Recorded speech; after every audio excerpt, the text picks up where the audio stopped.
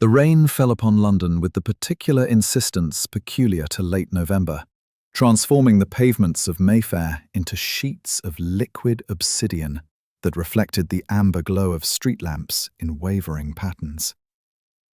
Within his comfortable flat, Hercule Poirot sat before a crackling fire, his small, precise fingers steepled before his magnificent moustache, as he contemplated the problem of human nature.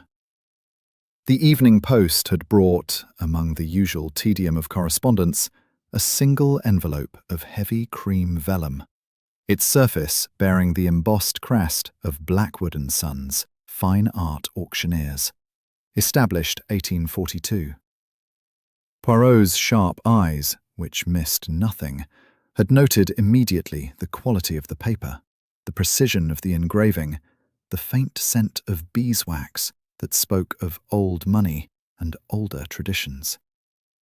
He had opened it with the careful deliberation he brought to all things, extracting a card of matching quality, upon which elegant copperplate announced that the presence of Monsieur Hercule Poirot was requested at a private viewing and gala auction, to be held on the evening of December 3rd at the Blackwood Sons premises in Berkeley Square. The occasion, the card informed him, was the dispersal of the legendary Ashworth collection, comprising treasures accumulated over 4 centuries by one of England's most distinguished families. Poirot's moustache had twitched with interest. The Ashworth name was not unknown to him. The family's history stretched back to the Tudor court, and their collection was whispered about in hushed tones among connoisseurs. That they should now be selling their treasures suggested financial difficulties of the most pressing sort. For old families parted with their heirlooms only when necessity left no alternative.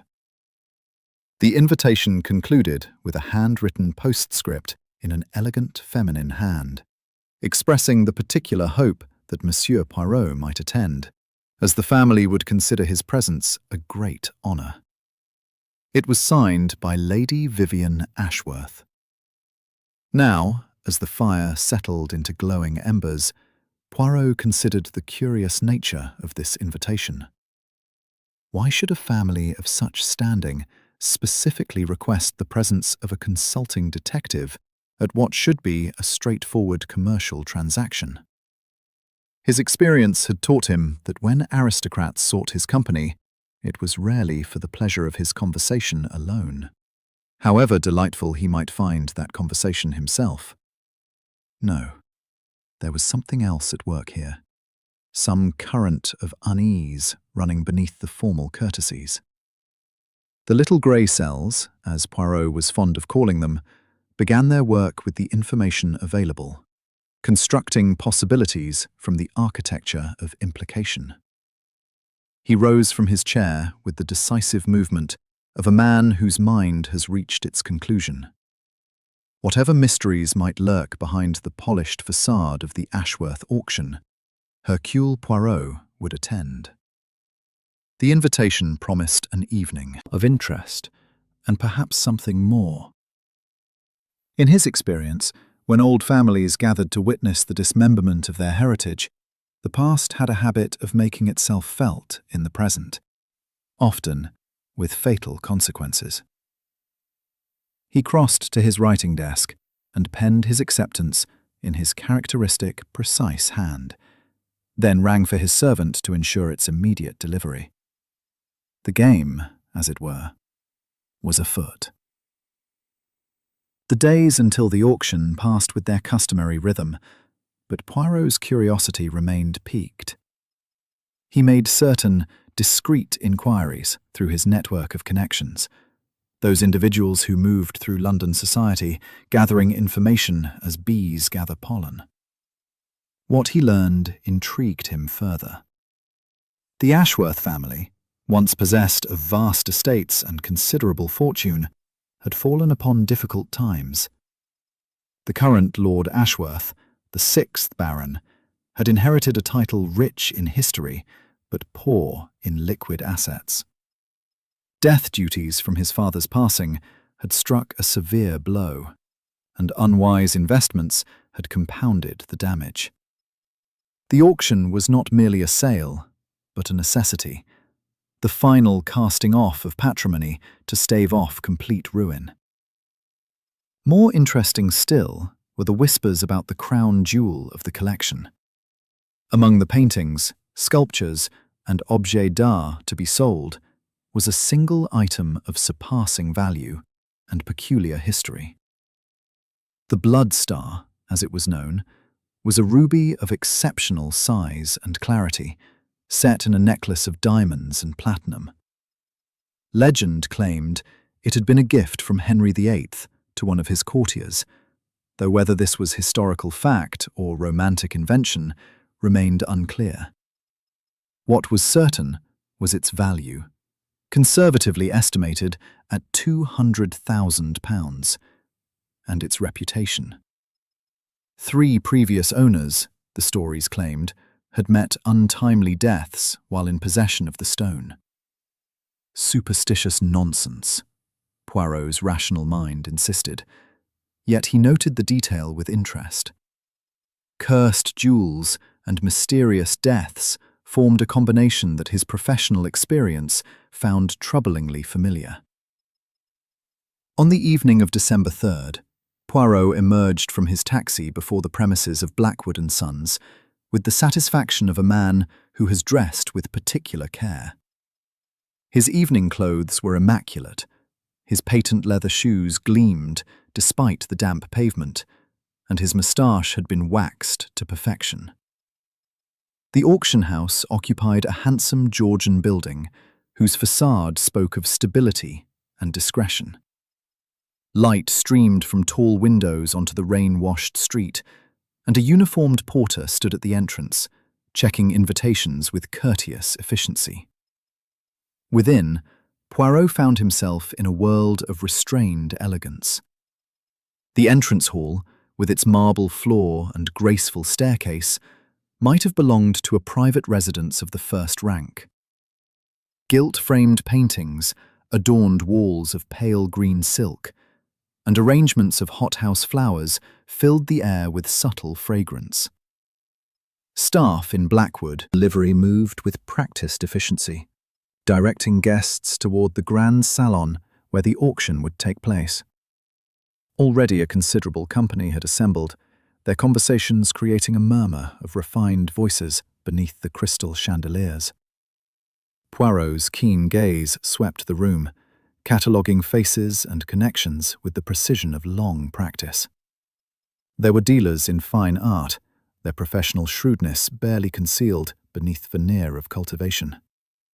There were collectors, some known to him by reputation, whose acquisitive passion had created private museums from their obsession. There were society figures, drawn by curiosity or the desire to witness the fall of a great house, with the barely concealed pleasure such spectacles afforded the secure. And there, near the far wall, where the most significant items were displayed, stood what must be the Ashworth family themselves. Lord Ashworth proved to be a man in his middle 50s, tall and spare, with the bearing of generations of privilege, now somewhat diminished by the weight of present circumstances. His evening clothes, though impeccably cut, showed the subtle signs of age that spoke of economy. His face, aristocratic in structure, wore an expression of contained anxiety, poorly masked by social training. Beside him stood a woman of perhaps 45, still beautiful, despite the lines of care about her eyes. This would be Lady Vivian, the author of the invitation's postscript. She maintained a fixed smile as she greeted the steady stream of guests, but Poirot observed how her hands twisted the small evening bag she carried, betraying the turmoil beneath her composed exterior. A younger woman completed the family group, and Poirot's attention sharpened as he observed her. Miss Catherine Ashworth possessed the delicate features and pale colouring that had graced family portraits for generations. But there was a tenseness about her posture that suggested distress. She was perhaps 25, dressed in a gown of midnight blue that admirably became her. Yet she seemed to shrink from the attention of those around her. When a young man approached her with some remark, she started visibly before composing herself to respond. Interesting, Poirot thought.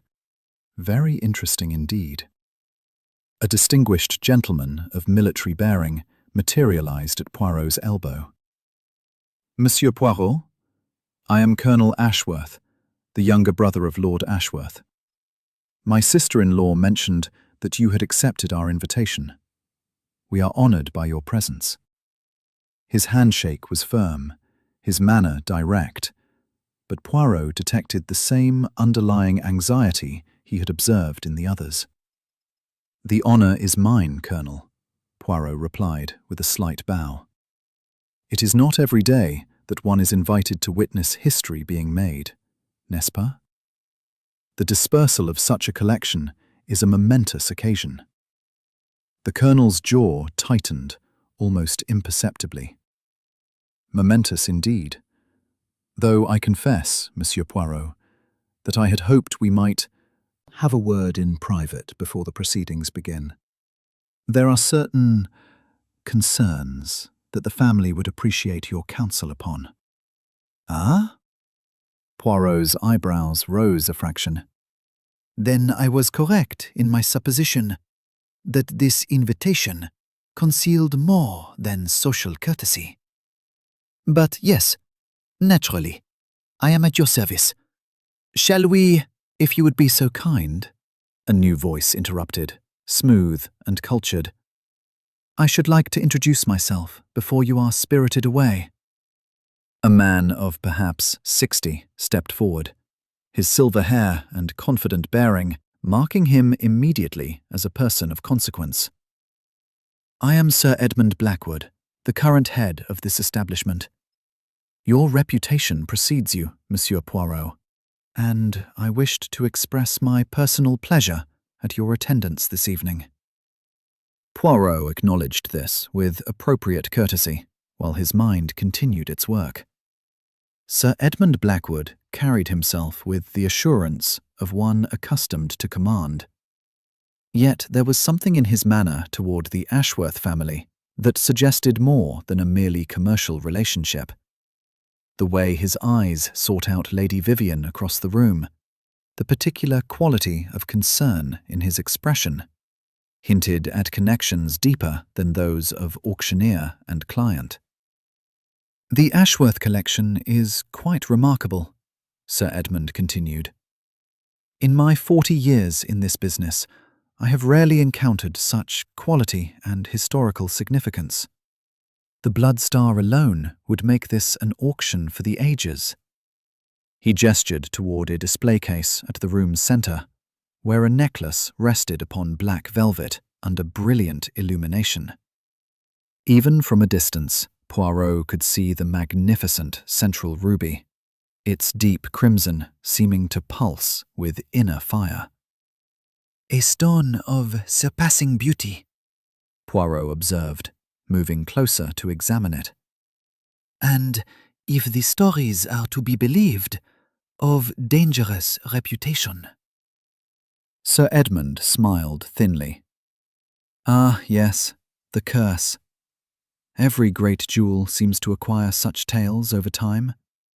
They add to the mystique, and consequently to the value. Though I must say, in this case, the stories are particularly persistent.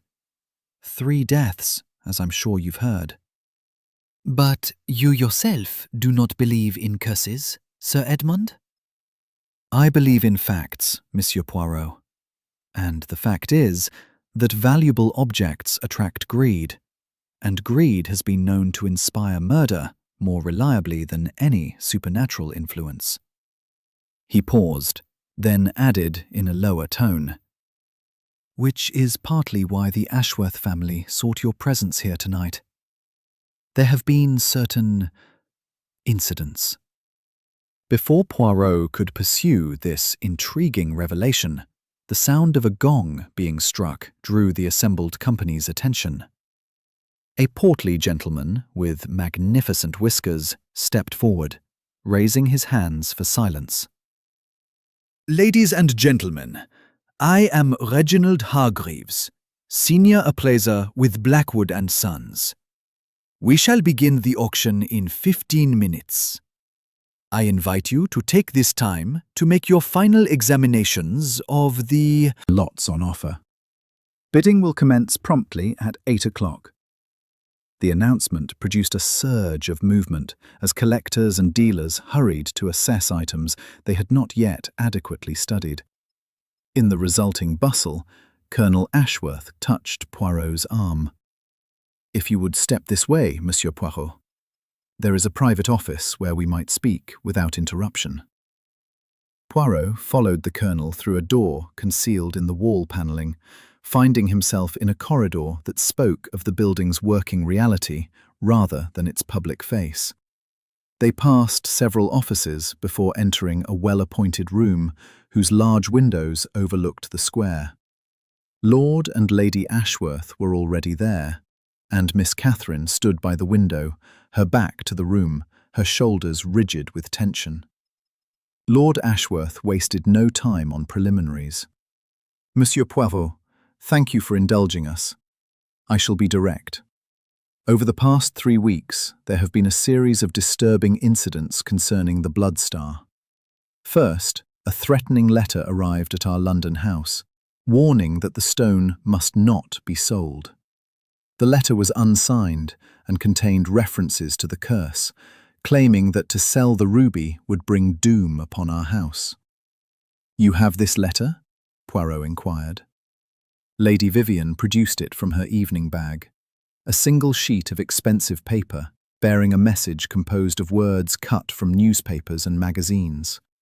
The construction was crude but effective, the mismatched fonts creating an unsettling effect. The message read, "The Blood Star carries death. Sell it and doom your house. The curse will find you. It always does." Poirot examined the document with care, noting the quality of the paper, the precision of the cutting, the care taken in the spacing and alignment. This was not the work of an illiterate mind, whatever impression it sought to create. "And there were other incidents?" "A week ago," Colonel Ashworth said, "someone broke into the secure storage facility where the collection was being held prior to transfer here. Nothing was stolen, but the display case containing the Blood Star had been opened. We found," he hesitated, "we found a dead raven placed beside the necklace." "Most theatrical," Poirot murmured. "And the third incident?" Lady Vivian's voice trembled slightly as she answered. 3 days ago, our daughter Catherine received a telephone call. A voice, disguised or muffled, told her that if the auction proceeded, she would pay the price for her family's greed. She was terribly shaken." Poirot turned his attention to the young woman by the window, who had finally turned to face the room. Her face was pale, her eyes haunted. "Miss Catherine, you did not recognize the voice?" "No, it was strange, hollow, as if speaking from a great distance or through some device. But Monsieur Poirot—" She moved closer, her hands clasped tightly before her. "It knew things, personal things. It mentioned my daily routines, places I go, people I see. Someone has been watching me." "And yet," Poirot said gently, "you have not gone to the police?" Lord Ashworth's face flushed. "We cannot afford a scandal, Monsieur Poirot. If word of these threats became public, it would damage the auction. We are already in desperate straits. If tonight's sale does not proceed successfully, we face complete financial ruin. The estate in Wiltshire will be lost, along with everything our family has preserved for 400 years. We cannot allow that to happen." "So instead," Poirot said, his tone neutral, "you invite Hercule Poirot to attend your auction. hoping that his presence might deter whoever is behind these threats, and if not, that he might resolve any difficulties that arise. C'est ça? The family exchanged glances. It was Lady Vivian who answered, her voice steady, despite the strain evident in her features. We hoped that you might observe, Monsieur Poirot, that your famous little grey cells might perceive what we cannot. We are not detectives. We are simply a family trying to survive. Poirot was silent for a moment, his fingers absently smoothing his moustache as he considered. The situation presented several points of interest. The threats were clearly designed to prevent the sale of the Blood Star, yet they had not escalated to actual violence.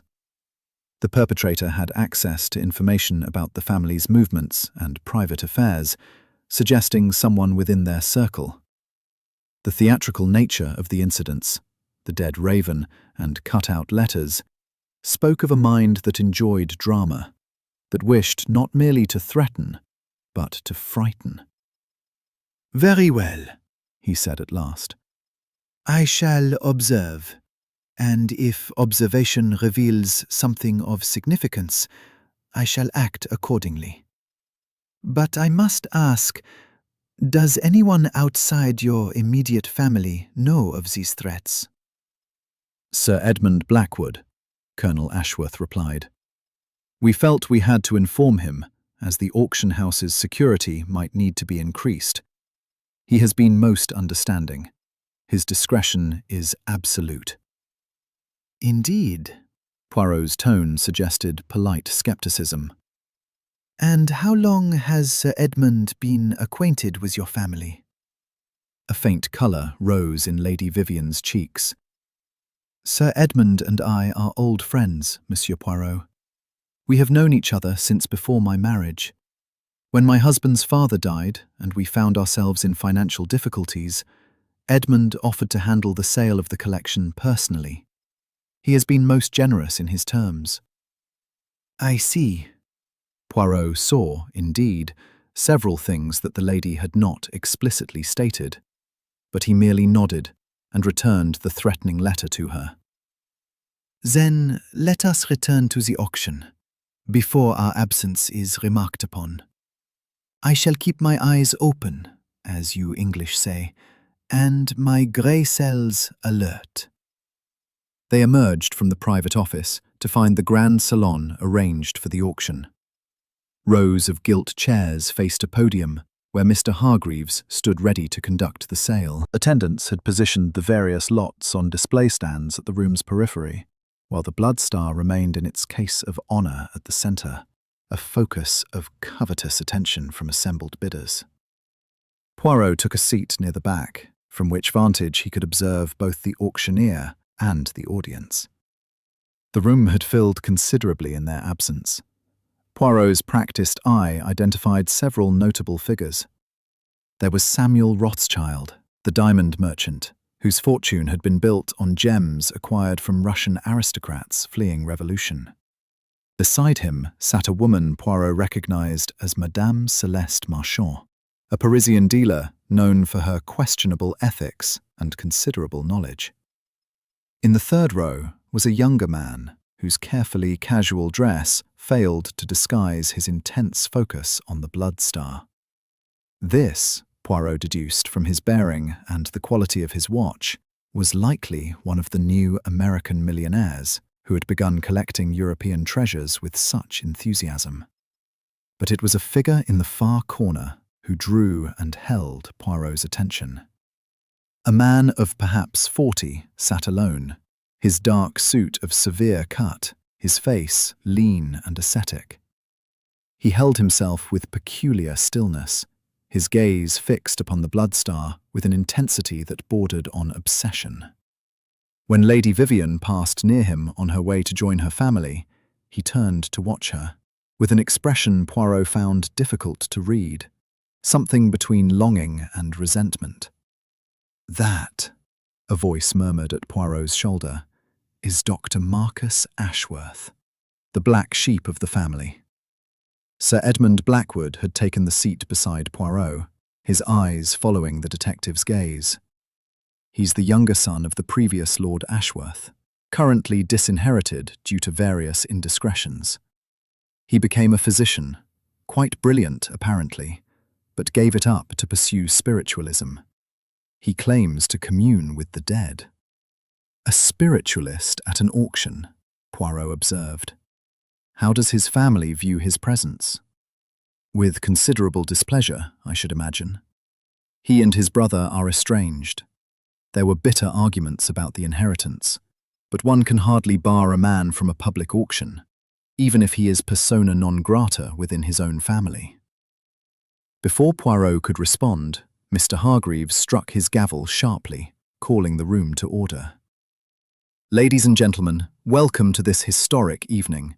We shall begin with lot number 1, a fine portrait by Sir Peter Lely, circa 1660. The auction had begun. For the next hour, Poirot observed the proceedings with divided attention.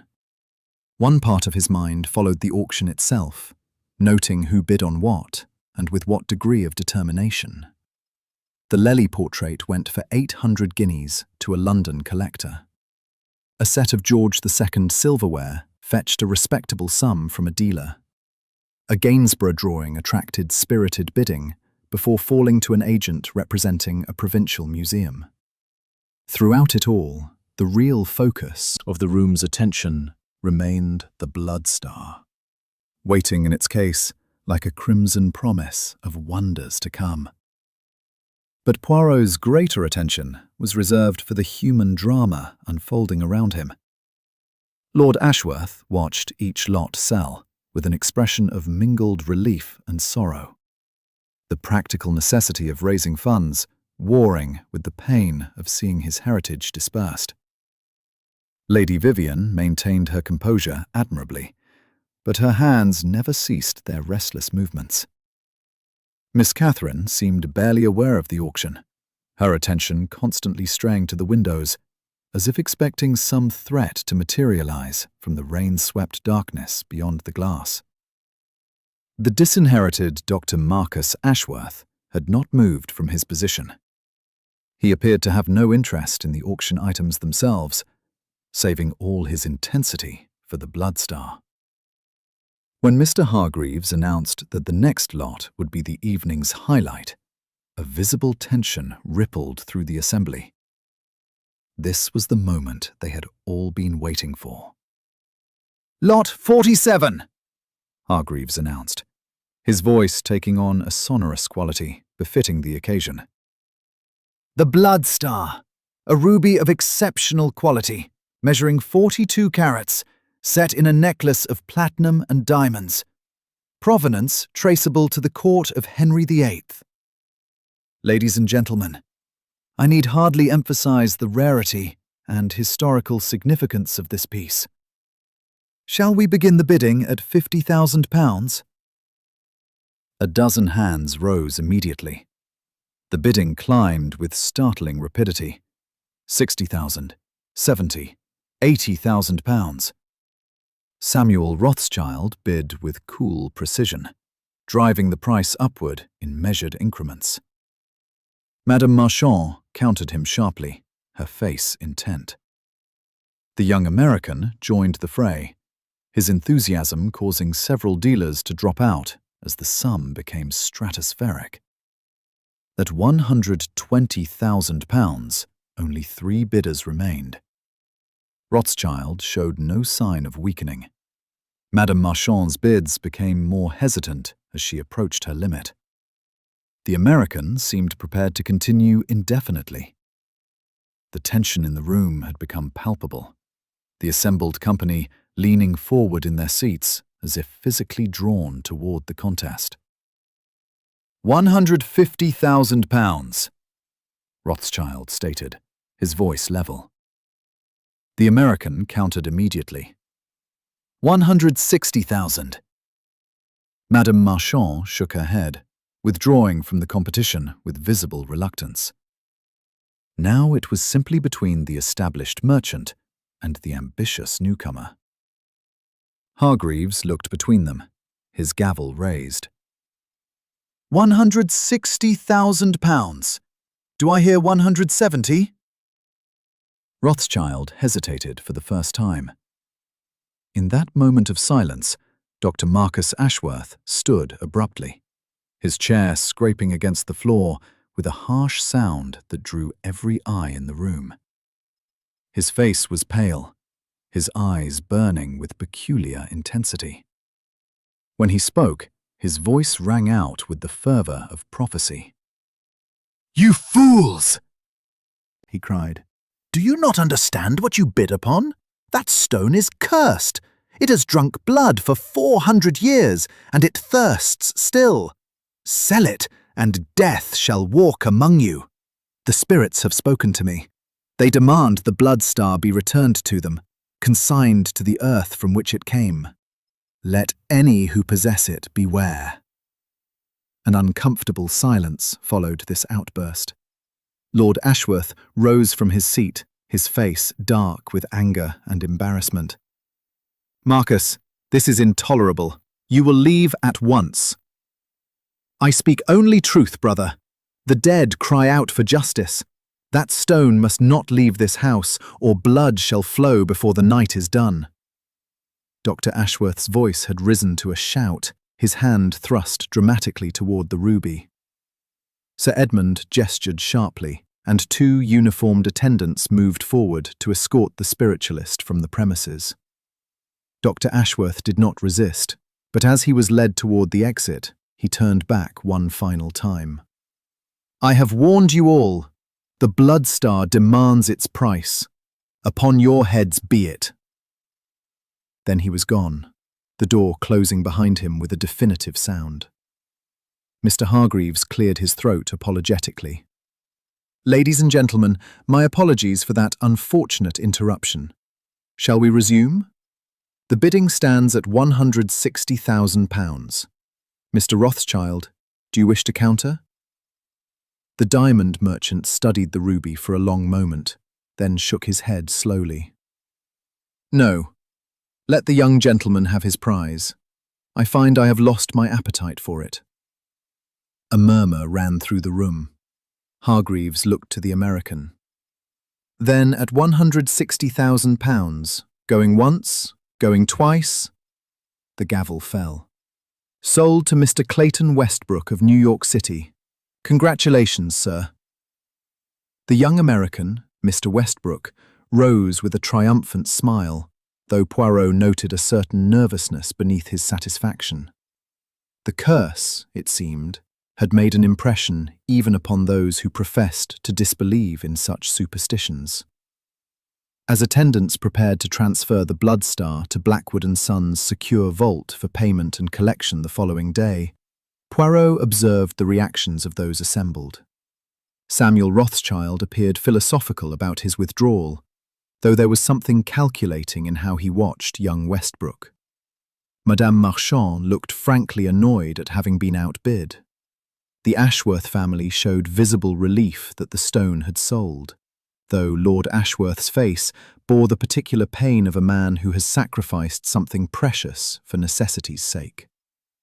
Sir Edmund Blackwood supervised the removal of the necklace with professional efficiency, but his eyes strayed frequently to Lady Vivian, revealing depths of feeling the auctioneer's polished manner sought to conceal. The auction continued through its remaining lots, but the drama had departed with the blood star. The assembly's attention had flagged, and the prices achieved for the subsequent items reflected this diminishment of interest. When the final lot was sold and Mr. Hargreaves declared the evening concluded, a general movement toward departure began. The rain had intensified, and the sound of it against the windows created a drumming accompaniment to the murmur of departing guests. Poirot found himself approached by Mr. Clayton Westbrook, whose earlier triumph had given way to a certain unease.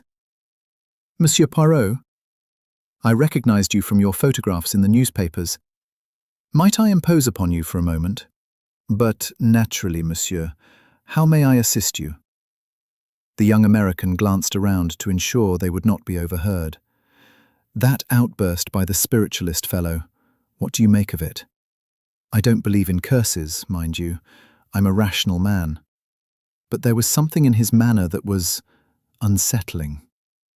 Poirot's expression remained sympathetic but neutral.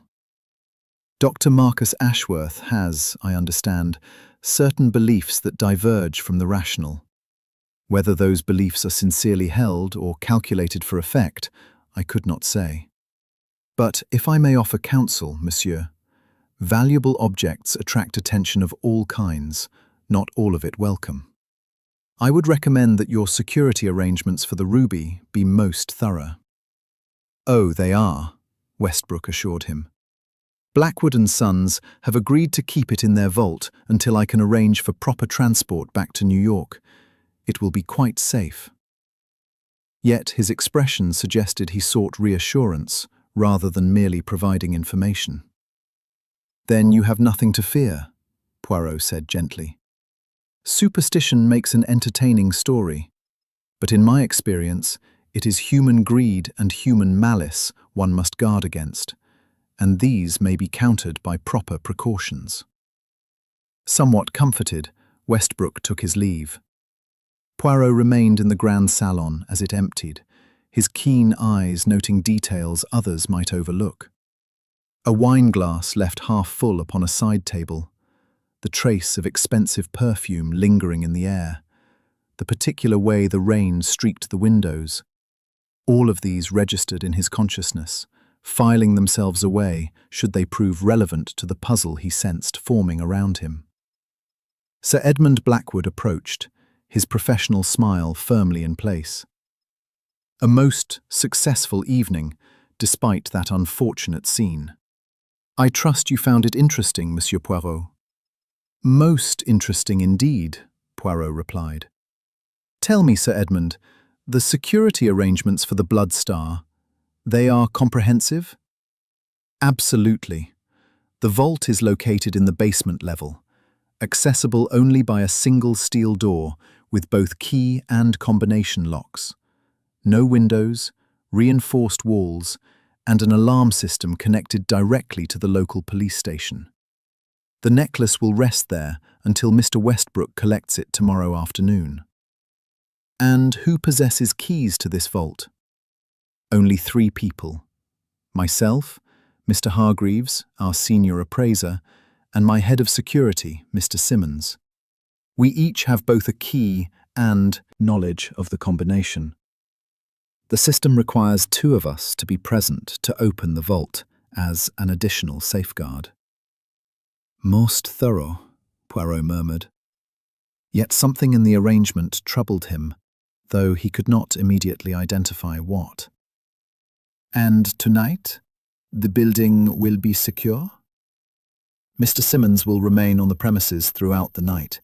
He has done so for 20 years whenever items of exceptional value are stored here. The man is utterly reliable. As if summoned by his name, a burly gentleman with a military bearing approached. All secure, Sir Edmund. I've made my rounds. The vault is locked, the Blood Star safe inside. I'll be in my office if needed. Thank you, Simmons.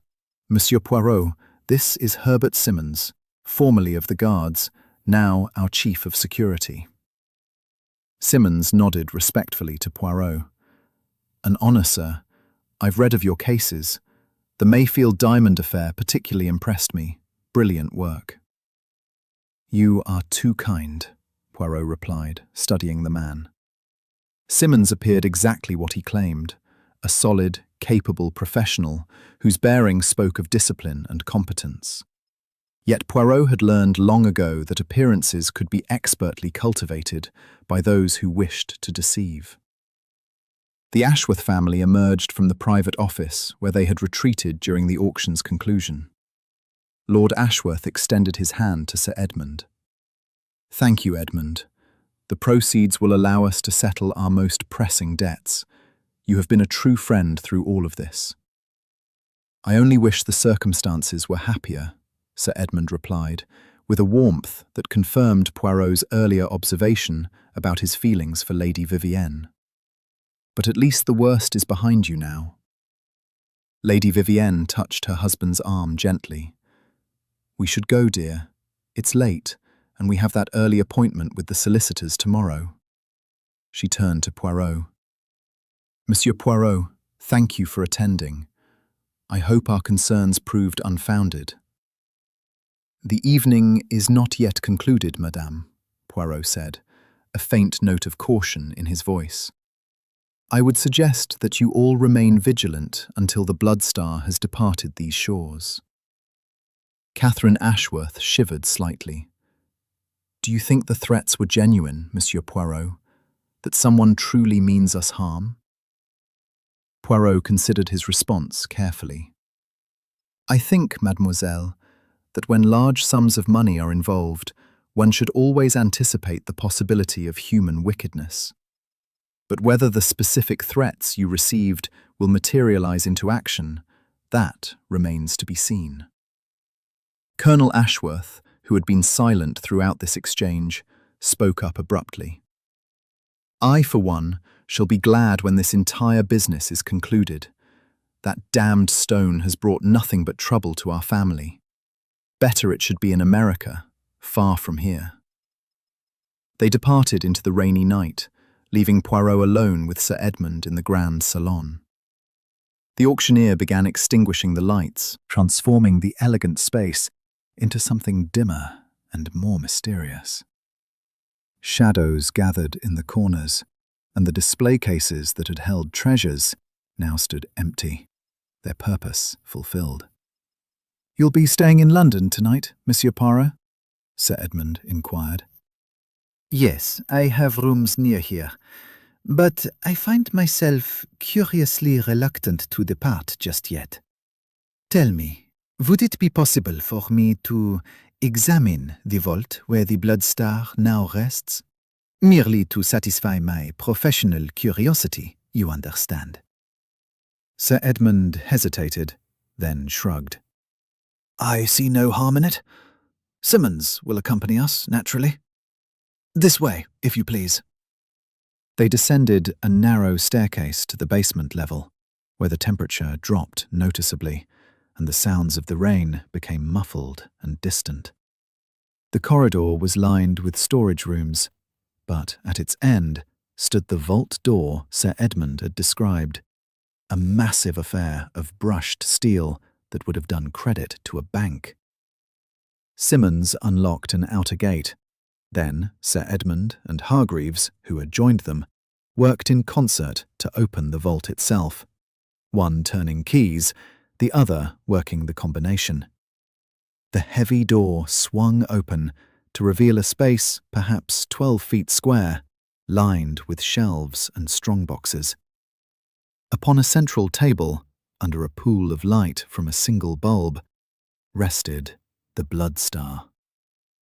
Even in these utilitarian surroundings, the ruby seemed to glow with malevolent beauty, its crimson depths holding mysteries and promises that had driven men to bid fortunes for its possession.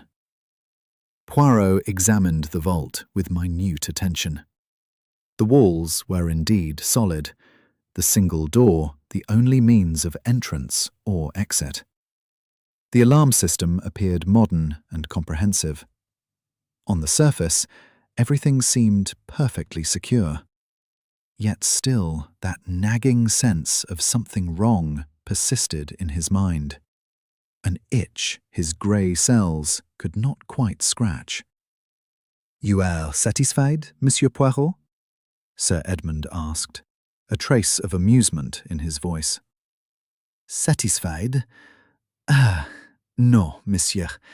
I am never satisfied until the truth reveals itself completely. But I am reassured that you have taken all reasonable precautions. The Bloodstar should rest here quite safely until its new owner claims it." They secured the vault once more, the multiple locks engaging with solid clicks that should have been comforting, but somehow were not. As they climbed back to the ground floor, Poirot's mind continued its work, examining the evening's events from every angle. the threatening letters, the dead raven, the telephone call to Catherine, Dr. Marcus Ashworth's dramatic warning, the successful auction, the elaborate security, all these elements swirled in his consciousness, seeking pattern and meaning. At the entrance, Sir Edmund offered his hand. Good night, Monsieur Poirot. I trust we may meet again under less fraught circumstances. I hope so indeed, Sir Edmund. But experience has taught me that when Hercule Poirot is invited to observe, events have a tendency to justify his presence. We shall see what tomorrow brings. Poirot stepped out into the rain-swept night, his mind uneasy despite the apparent security of the arrangements. He had been invited to prevent trouble, yet he could not shake the conviction that trouble was precisely what awaited them all. The blood star, for all its beauty, seemed to him a thing of ill omen, a crimson eye watching from its vault and waiting for the moment to strike.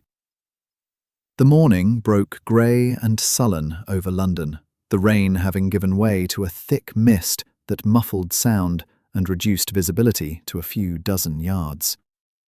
Poirot breakfasted in his rooms, his mind returning repeatedly to the previous evening's events. He had slept poorly, troubled by dreams of crimson stones and shadowed figures, though his rational mind dismissed such nocturnal anxieties as meaningless. Nevertheless, when his telephone rang at 9 o'clock, he answered it with a sense of inevitability rather than surprise. Monsieur Poirot? Sir Edmund Blackwood's voice carried an edge of barely controlled panic. You must come at once. There has been an incident, a terrible incident. Please come immediately to the auction house. I shall be there within the quarter hour, Poirot replied, already mentally assembling the items he would need. Tell me only this. Does this incident concern the blood star? A pause, then. The blood star is gone, Monsieur Poirot. Stolen from our vault. And there is worse. So much worse. Please, just come. Poirot arrived at Blackwood Sons to find the scene transformed from the previous evening's elegance into one of chaos barely contained. Police constables stood at the entrance, and a senior detective, whom Poirot recognised, was directing operations.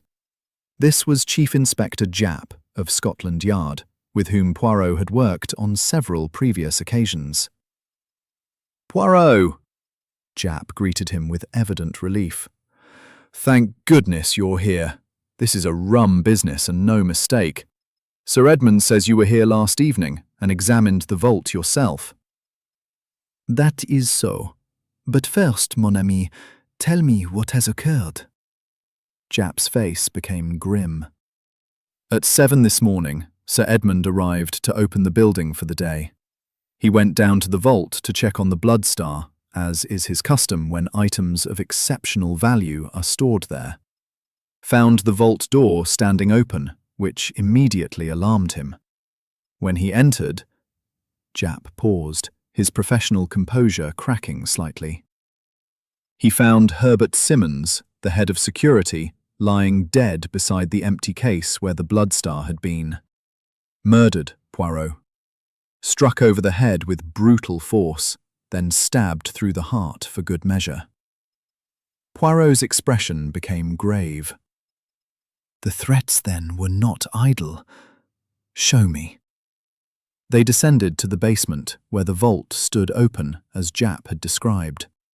Within, the scene was exactly as grim as the Chief Inspector's words had suggested. Herbert Simmons lay upon the floor in a spreading pool of dried blood, his face frozen in an expression of surprise. The killing had been swift but savage, the blunt force trauma to his skull suggesting the first blow had been unexpected, the stab wound to the heart ensuring death. But it was the state of the vault itself that drew Poirot's attention. The strongboxes remained undisturbed. Other valuable items sat untouched upon their shelves. Only the bloodstar was missing, the velvet-lined case that had held it, now empty, its lid thrown back as if in haste. This had been no random robbery, but a targeted theft, planned and executed with specific intent. Poirot crouched beside the body, examining it with the clinical detachment his profession required.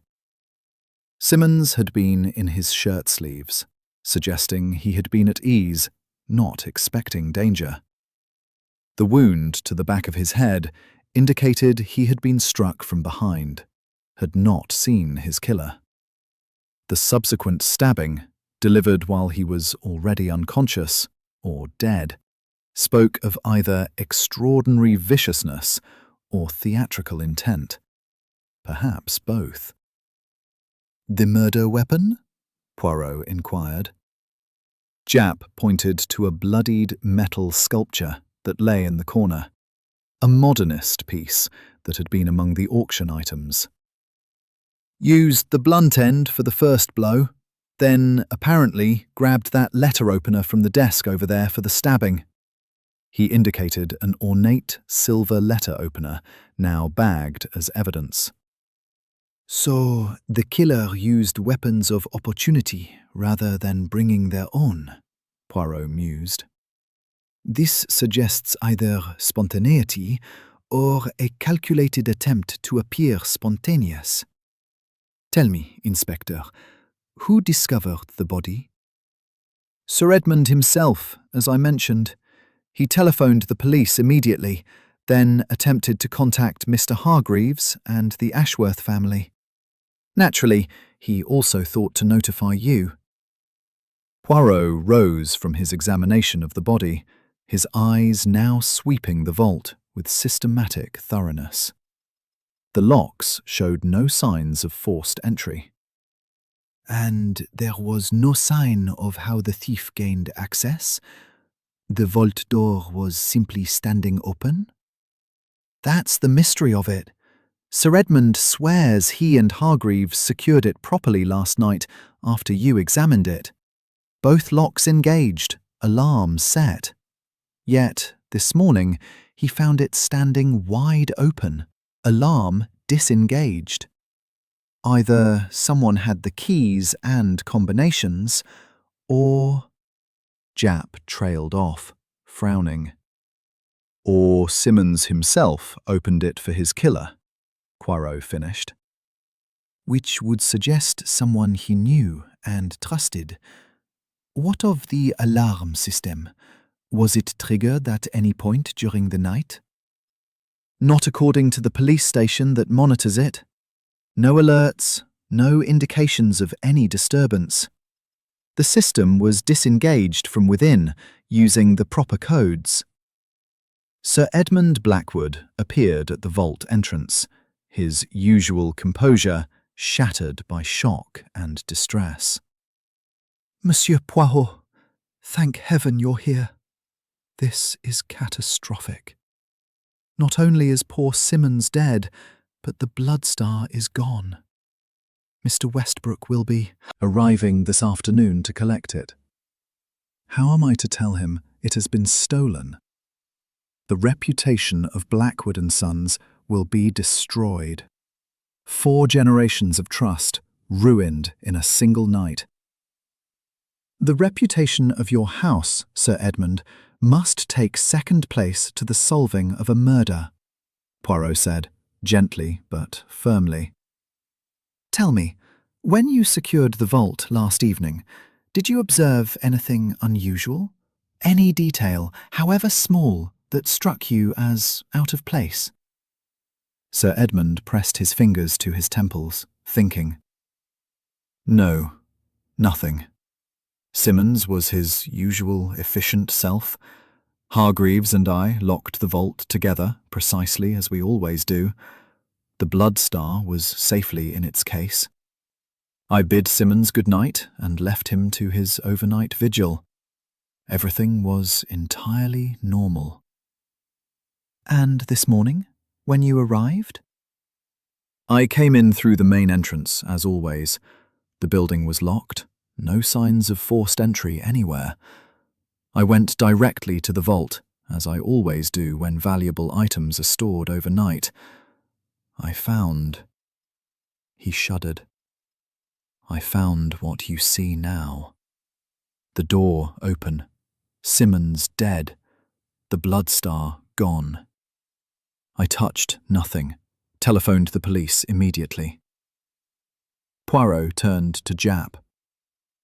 I should like to examine the building's other entrances and the route by which the thief must have departed.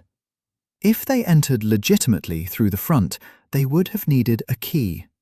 If through another way, there should be evidence of their passage. The systematic search that followed revealed no signs of forced entry anywhere in the building. Every window was secure, every door locked from within.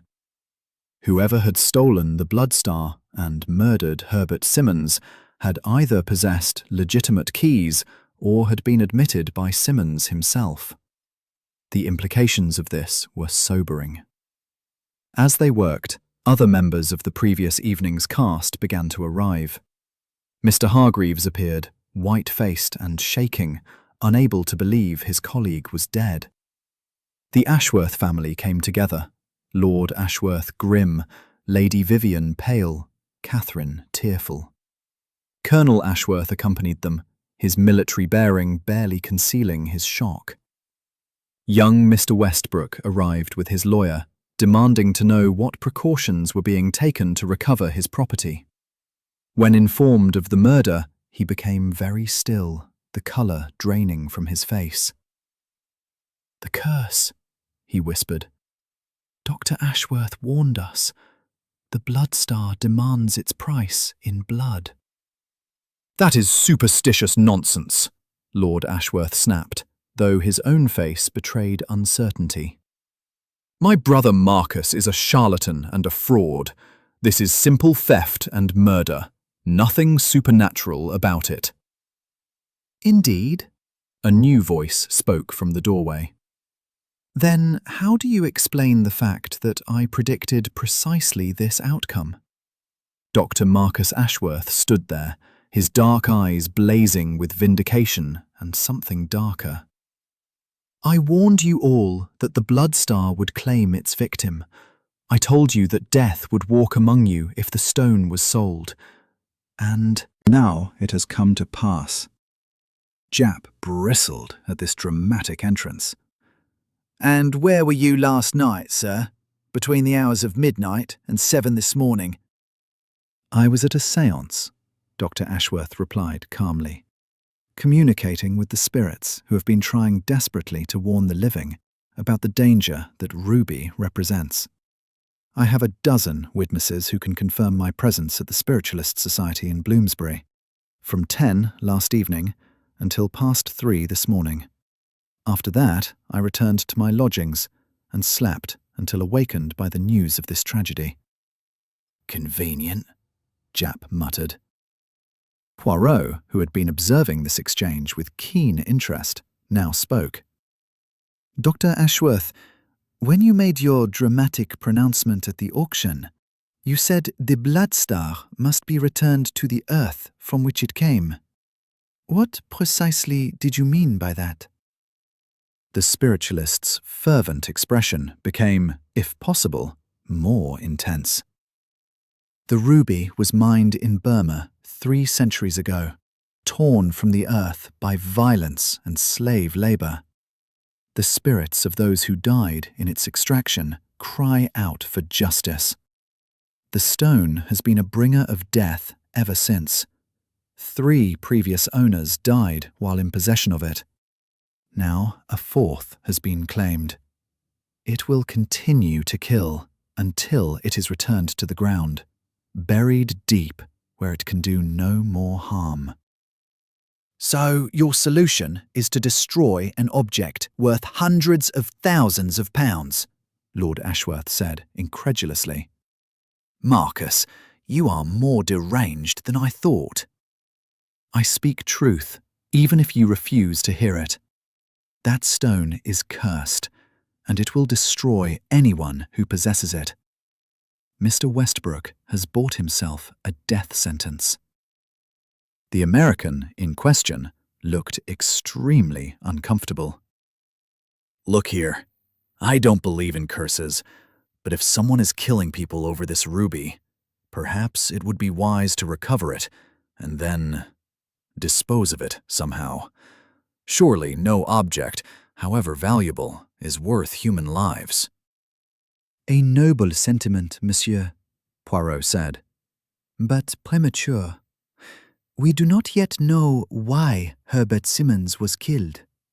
Perhaps it was for the ruby, or perhaps the ruby was taken to disguise another motive entirely. This suggestion caused a stir among those assembled. Japp looked at Poirot with interest. What are you thinking, Poirot?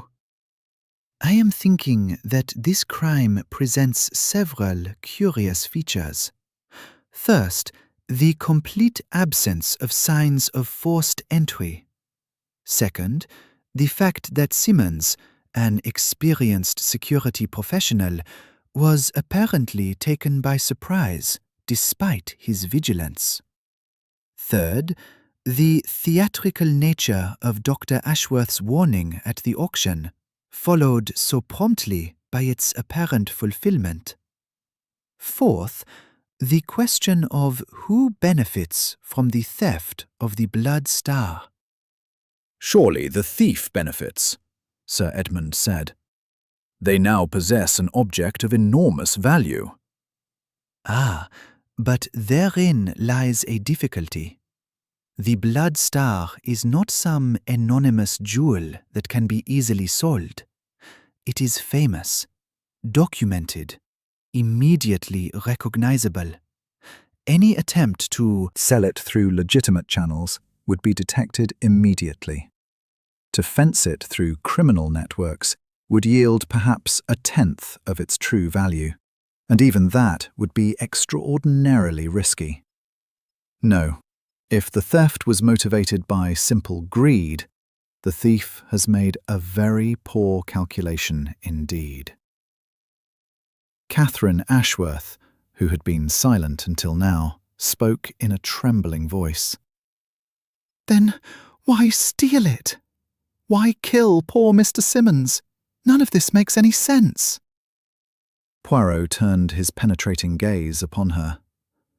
That, mademoiselle, is precisely the question we must answer. And to do so, we must first establish certain facts.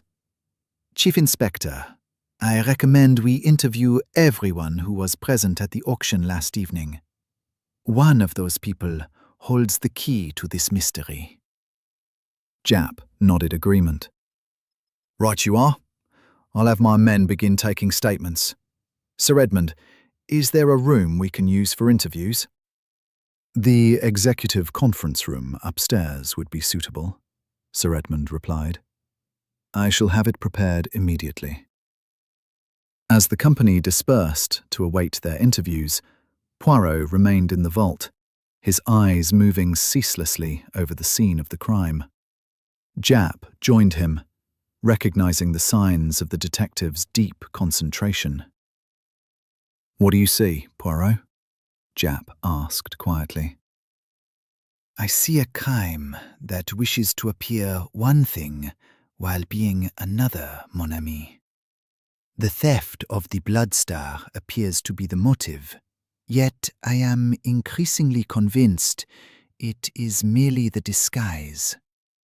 Someone wished Herbert Simmons dead and arranged matters so that his death would seem the unfortunate consequence of a robbery. But why kill Simmons? He was just the security guard. No enemies that we know of, no scandals or secrets. No secrets that we know of, Poirot corrected. But everyone has secrets, Inspector.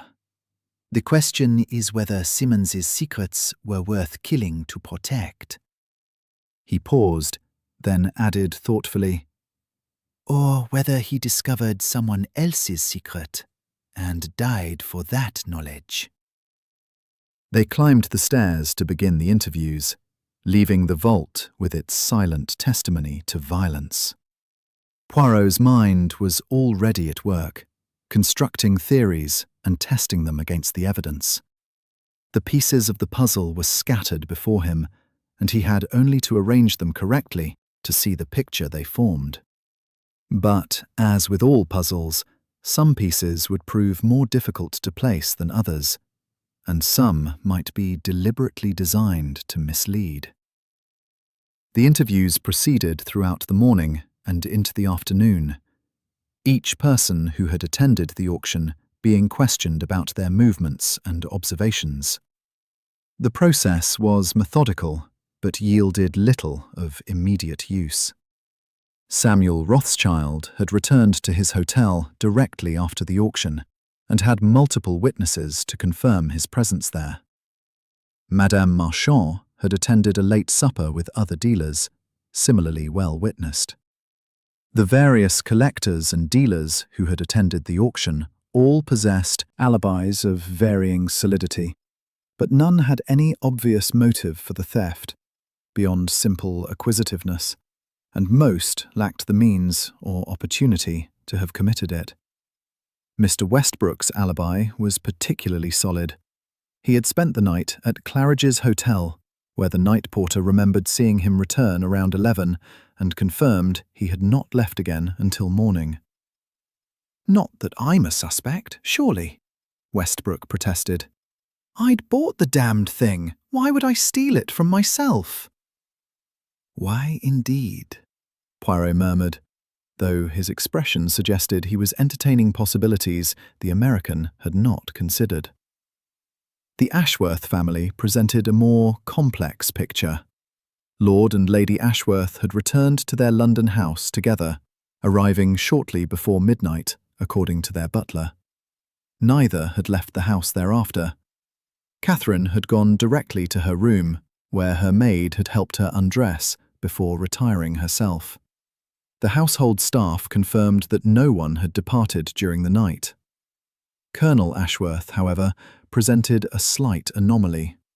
He had left his brother's house around 1 in the morning, claiming restlessness and a need for air despite the rain. He had walked, he said, for perhaps an hour before returning to his own rooms in Belgravia. A solitary walk in the rain, with no witnesses, not quite an alibi, but not quite suspicious either. Dr. Marcus Ashworth's alibi, as he had claimed, was verified by multiple members of the Spiritualist Society. He had indeed attended a séance lasting until past 3 in the morning, during which time he had been in the constant presence of at least a dozen witnesses. Whatever else might be said of the man, he could not have personally committed the murder. Sir Edmund Blackwood had returned to his own residence in Chelsea, arriving around midnight, according to his housekeeper.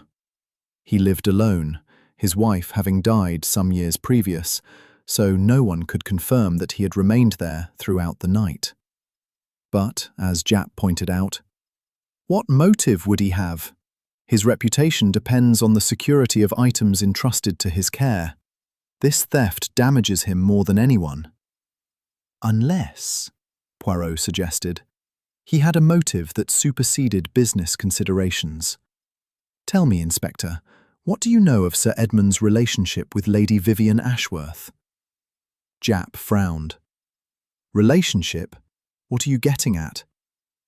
Merely that when a gentleman of Sir Edmund's age and station handles the sale of a collection personally, takes particular care of a family in financial distress, and looks at a married woman with certain expressions in his eyes, one may deduce a history that extends beyond mere professional courtesy. You think there's something between them? Japp looked scandalized. I think there was something between them once, long ago.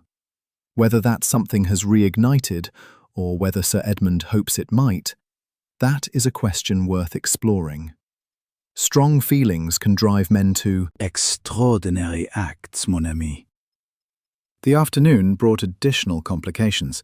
News of the murder and theft had reached the newspapers, and reporters began gathering outside Blackwood Sons, their presence adding to the general sense of crisis. Mr. Westbrook, increasingly agitated, demanded action to recover his property. The Ashworth family, already strained by financial difficulties, now faced the scandal of being connected to a sensational murder. But it was the arrival of a telegram that shifted the investigation into new territory. Japp received it from a constable and read it with gathering excitement. Poirot, we may have had a break. This is from our colleagues in Dover.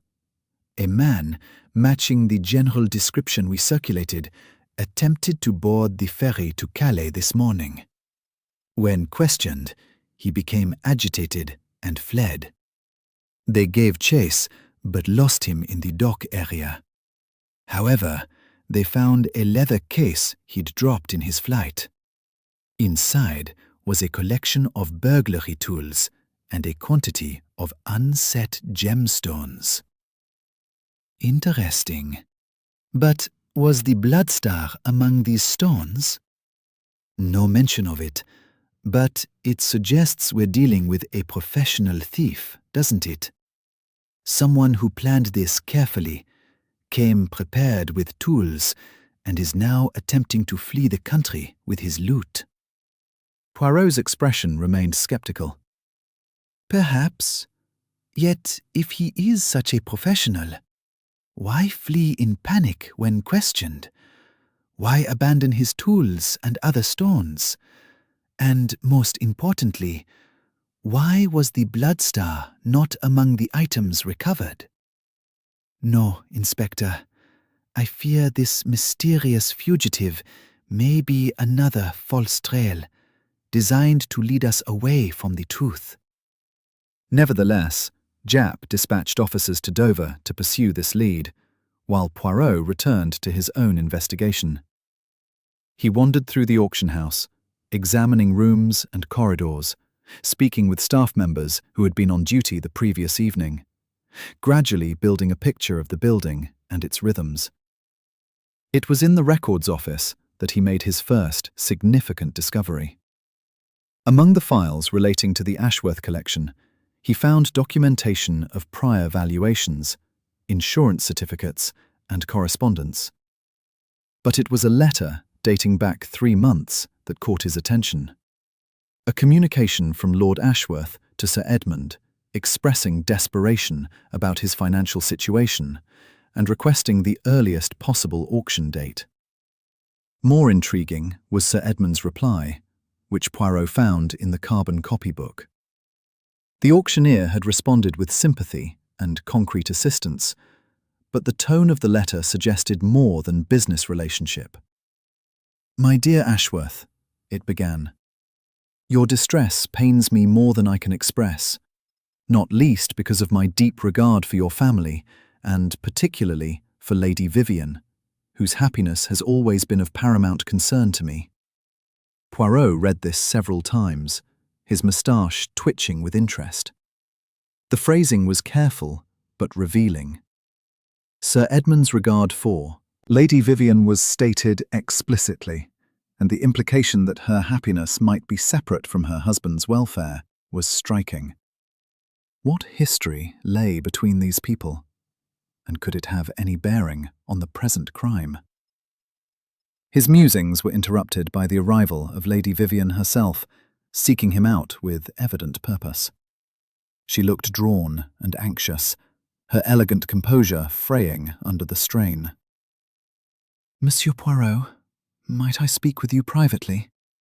There is something I must tell you, something I should have mentioned earlier, but did not because it seemed irrelevant, and I did not wish to complicate matters further." Poirot led her to the conference room, now empty, and waited while she gathered her thoughts. When she spoke, her voice was low and strained. "You must understand that Edmund, Sir Edmund Blackwood, and I were once engaged to be married. This was many years ago, before I met Lord Ashworth. Edmund was not yet knighted. His business was smaller, and my father did not approve. He felt Edmund was beneath our family's station. When I met Reginald, Lord Ashworth, my father encouraged the match. Reginald had the title, the estate, everything my father valued. And I was young and foolish, and did what was expected of me. And Sir Edmund? He was heartbroken, but gracious. He wished me well, and withdrew from society for a time. When he returned, he had thrown himself into building his business. He married some years later, though his wife died childless. We did not see each other for many years. Then, when Reginald's father died and our financial difficulties began, I thought of Edmund. I knew he had become successful, and I hoped he might help us, for the sake of what we once were to each other. And he agreed to handle the sale of your collection? Yes. He has been wonderfully kind and generous. His commission on the sale is far lower than standard, and he has arranged matters to give us the most favourable terms possible. But, Monsieur Poirot, I swear to you, there is nothing improper between us. I am a married woman. My feelings for Edmund are those of gratitude and old friendship, nothing more. And his feelings for you, madame? She looked away, her hands twisting in her lap. I believe Edmund still cares for me, yes, but he has been a perfect gentleman. He would never act upon such feelings, would never do anything to compromise my honour or his own. Poirot considered this carefully. Tell me, Lady Vivian, does your husband know of this history between you and Sir Edmund? He knows we were once acquainted, yes. I told him before we married that there had been an understanding that did not result in marriage. But I do not think he realises the depth of feeling that existed, or that it may still exist on Edmund's part. And your daughter? Does she know? Catherine knows nothing. Why should she? It all happened before she was born. Poirot allowed a silence to develop, watching as Lady Vivian's discomfort grew. Finally, he said gently, Madame, I must ask you to consider a difficult possibility. If Sir Edmund still harbours strong feelings for you, and if he knew that the sale of your collection would not be sufficient to save your family from ruin, might he have been driven to desperate measures? Her eyes widened in horror. You cannot mean... No! Edmund would never. He is the most honourable of men. He would never steal, never commit murder. Perhaps not under ordinary circumstances. But love, madame, has driven men to acts they would otherwise find unthinkable. If he stole the blood star, he could sell it quietly through continental contacts, use the money to settle your husband's debts anonymously.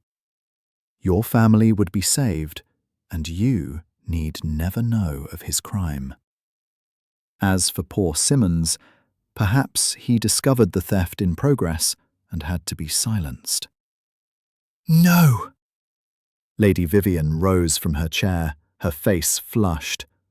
I will not hear this. Edmund is innocent. He must be. If you pursue this theory, Monsieur Poirot, you pursue a false trail that will only waste precious time, while the real thief escapes justice. She left the room before Poirot could respond, her distress evident in every line of her retreating figure. The detective sat alone, contemplating what he had learned. The scenario he had painted for Lady Vivian was plausible but incomplete. It explained the theft, but not certain other elements that troubled him.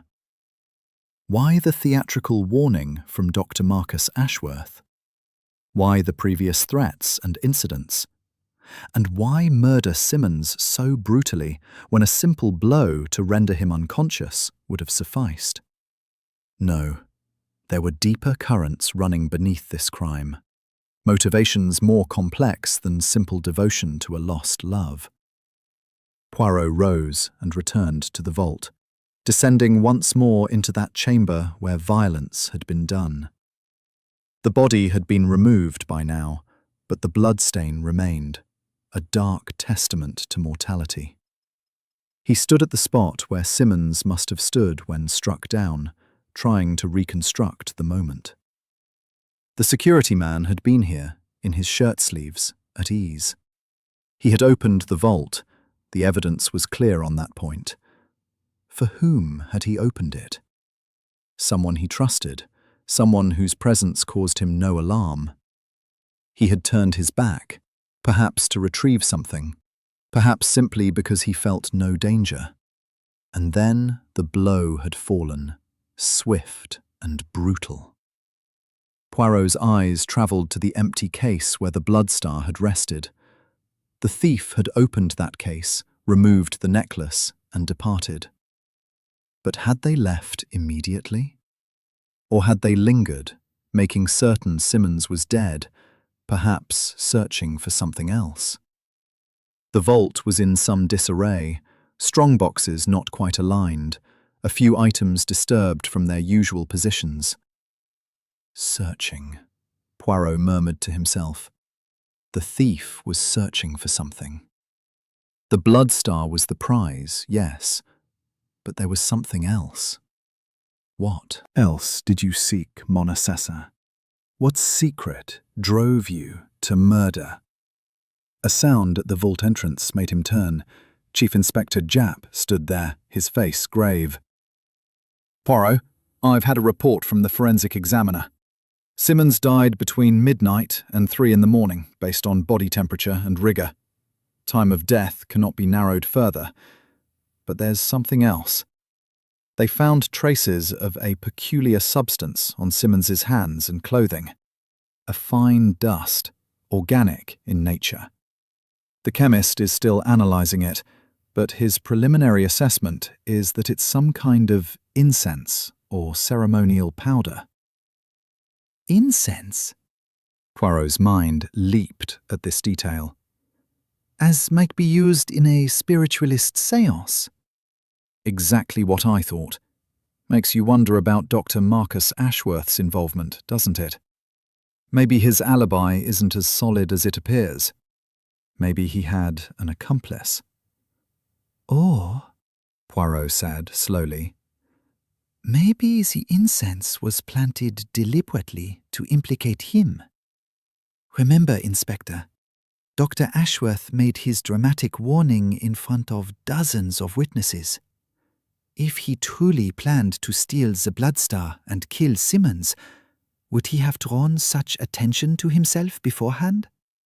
Would he not have done better to remain silent and let the theft appear to be simple criminality? Japp scratched his chin thoughtfully. I suppose that makes sense. But then why leave evidence pointing to him? To create precisely this confusion, perhaps. Or because the true killer wished to cast suspicion in his direction. Poirot paused, then added, There is another possibility we must consider.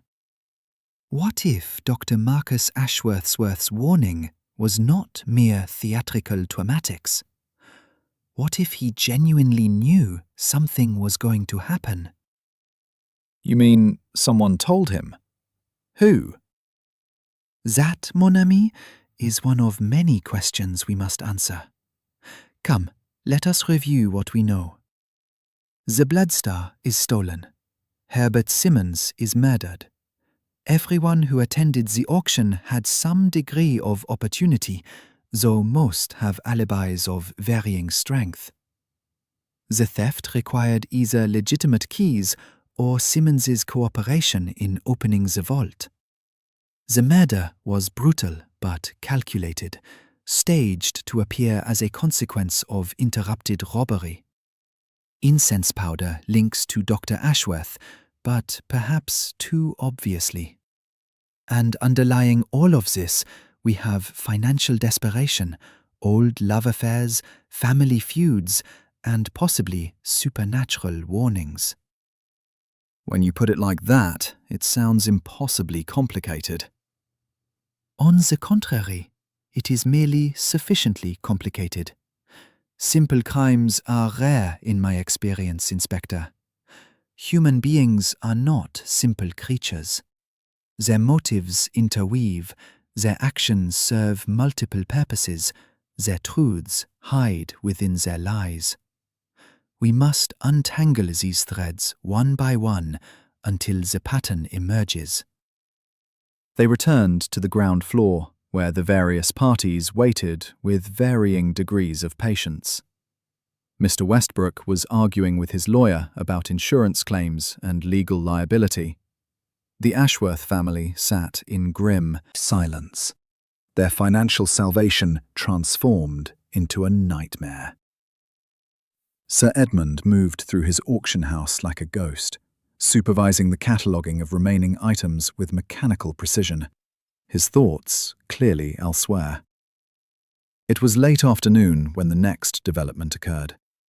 A constable arrived with news that a woman had come to the police station claiming to have information about the murder. Her name was Mrs. Hodges, and she was a charwoman who cleaned the offices of Blackwood Sons.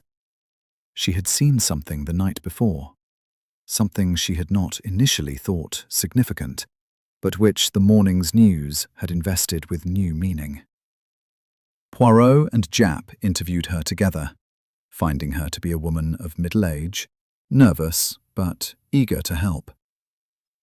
I finish my cleaning work at Blackwood's around 11 most nights, she explained. Last night, as I was leaving by the service entrance in the back alley, I saw someone entering through that same door. Used a key, they did. Let themselves right in, like they had every right.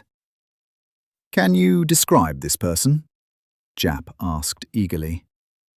It was dark and raining something fierce, sir, but I saw enough to know it was a gentleman, well dressed, with a dark overcoat and hat. Couldn't see his face proper, but I noticed his hands when he worked the key into the lock. Gentleman's hands they were, with a ring on one finger catching the light. What kind of ring? Signet ring, I think.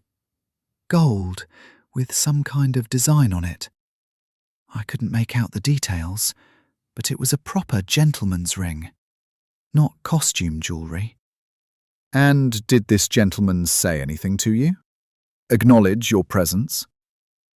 No, sir. I don't think he saw me. I was in the shadows under the eaves, waiting for the rain to ease up a bit before heading home. He was focused on getting inside, moved quickly once the door was open. What time was this, Mrs. Hodges? Must have been just past 11, sir. The church bells had rung the hour not 5 minutes before. Poirot leaned forward intently. Think carefully, madame. Was there anything else you noticed? The gentleman's height, his build, the way he moved? Mrs. Hodges frowned in concentration. Tallish, I'd say. Not exceptionally so, but above average. Moved well, like a younger man, despite being clearly not in his first youth. And there was something about the way he handled the door, the key. Familiar-like. He'd been there before, knew exactly what he was doing.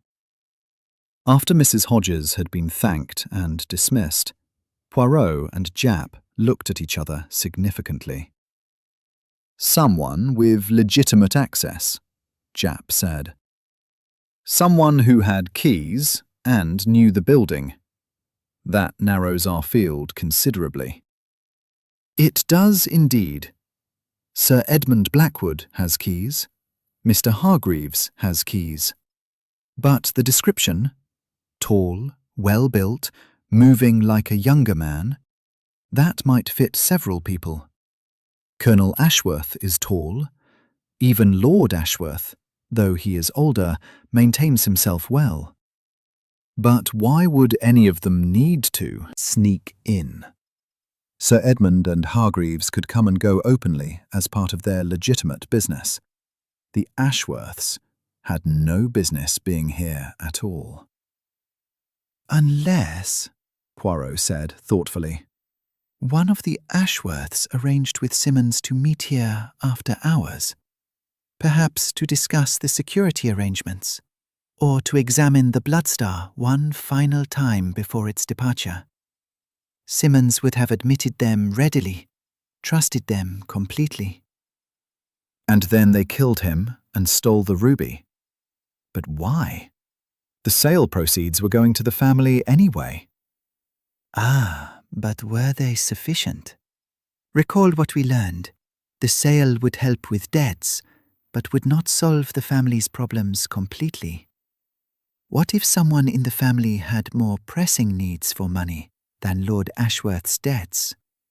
What if the Bloodstar's value represented the difference between survival and ruin for one particular member of the family? Japp considered this. Colonel Ashworth is younger brother to the Lord. He'd inherit nothing. The estate goes to the eldest. Maybe he's in financial difficulties himself. Needed a large sum quickly. It is possible. Or consider young Catherine. Perhaps she has debts or obligations her parents know nothing about. Or even Lord Ashworth himself.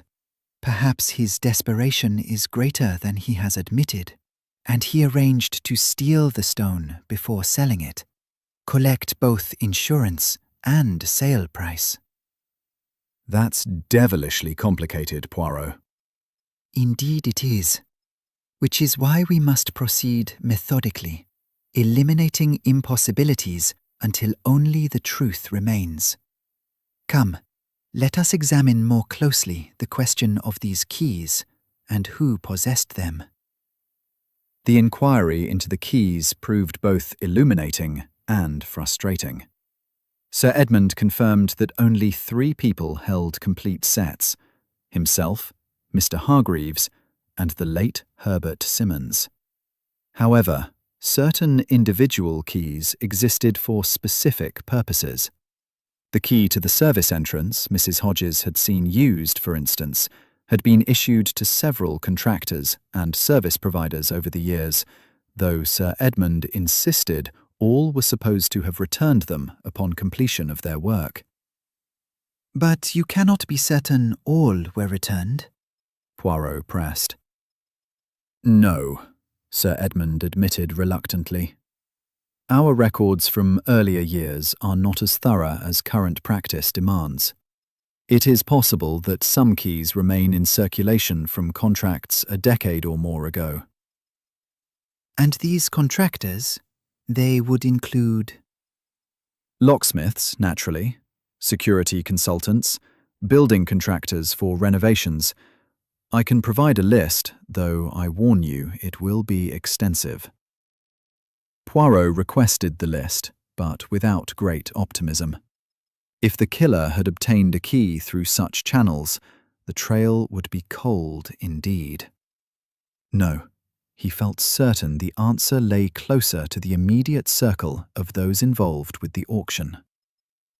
As evening drew in, bringing with it renewed rain and the promise of a long night ahead, Poirot requested permission to examine Sir Edmund's private office. The auctioneer seemed surprised but agreed readily enough, though Poirot noticed a slight hesitation before consenting. The office proved to be a room of considerable taste, filled with fine furniture and artworks that spoke of a lifetime spent among beautiful things.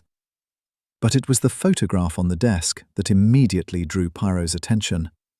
It showed a young woman of exceptional beauty, her smile radiant, her eyes full of life.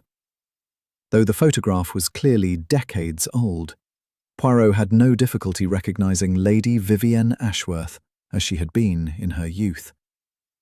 Sir Edmund, observing Poirot's discovery, made no attempt to dissemble.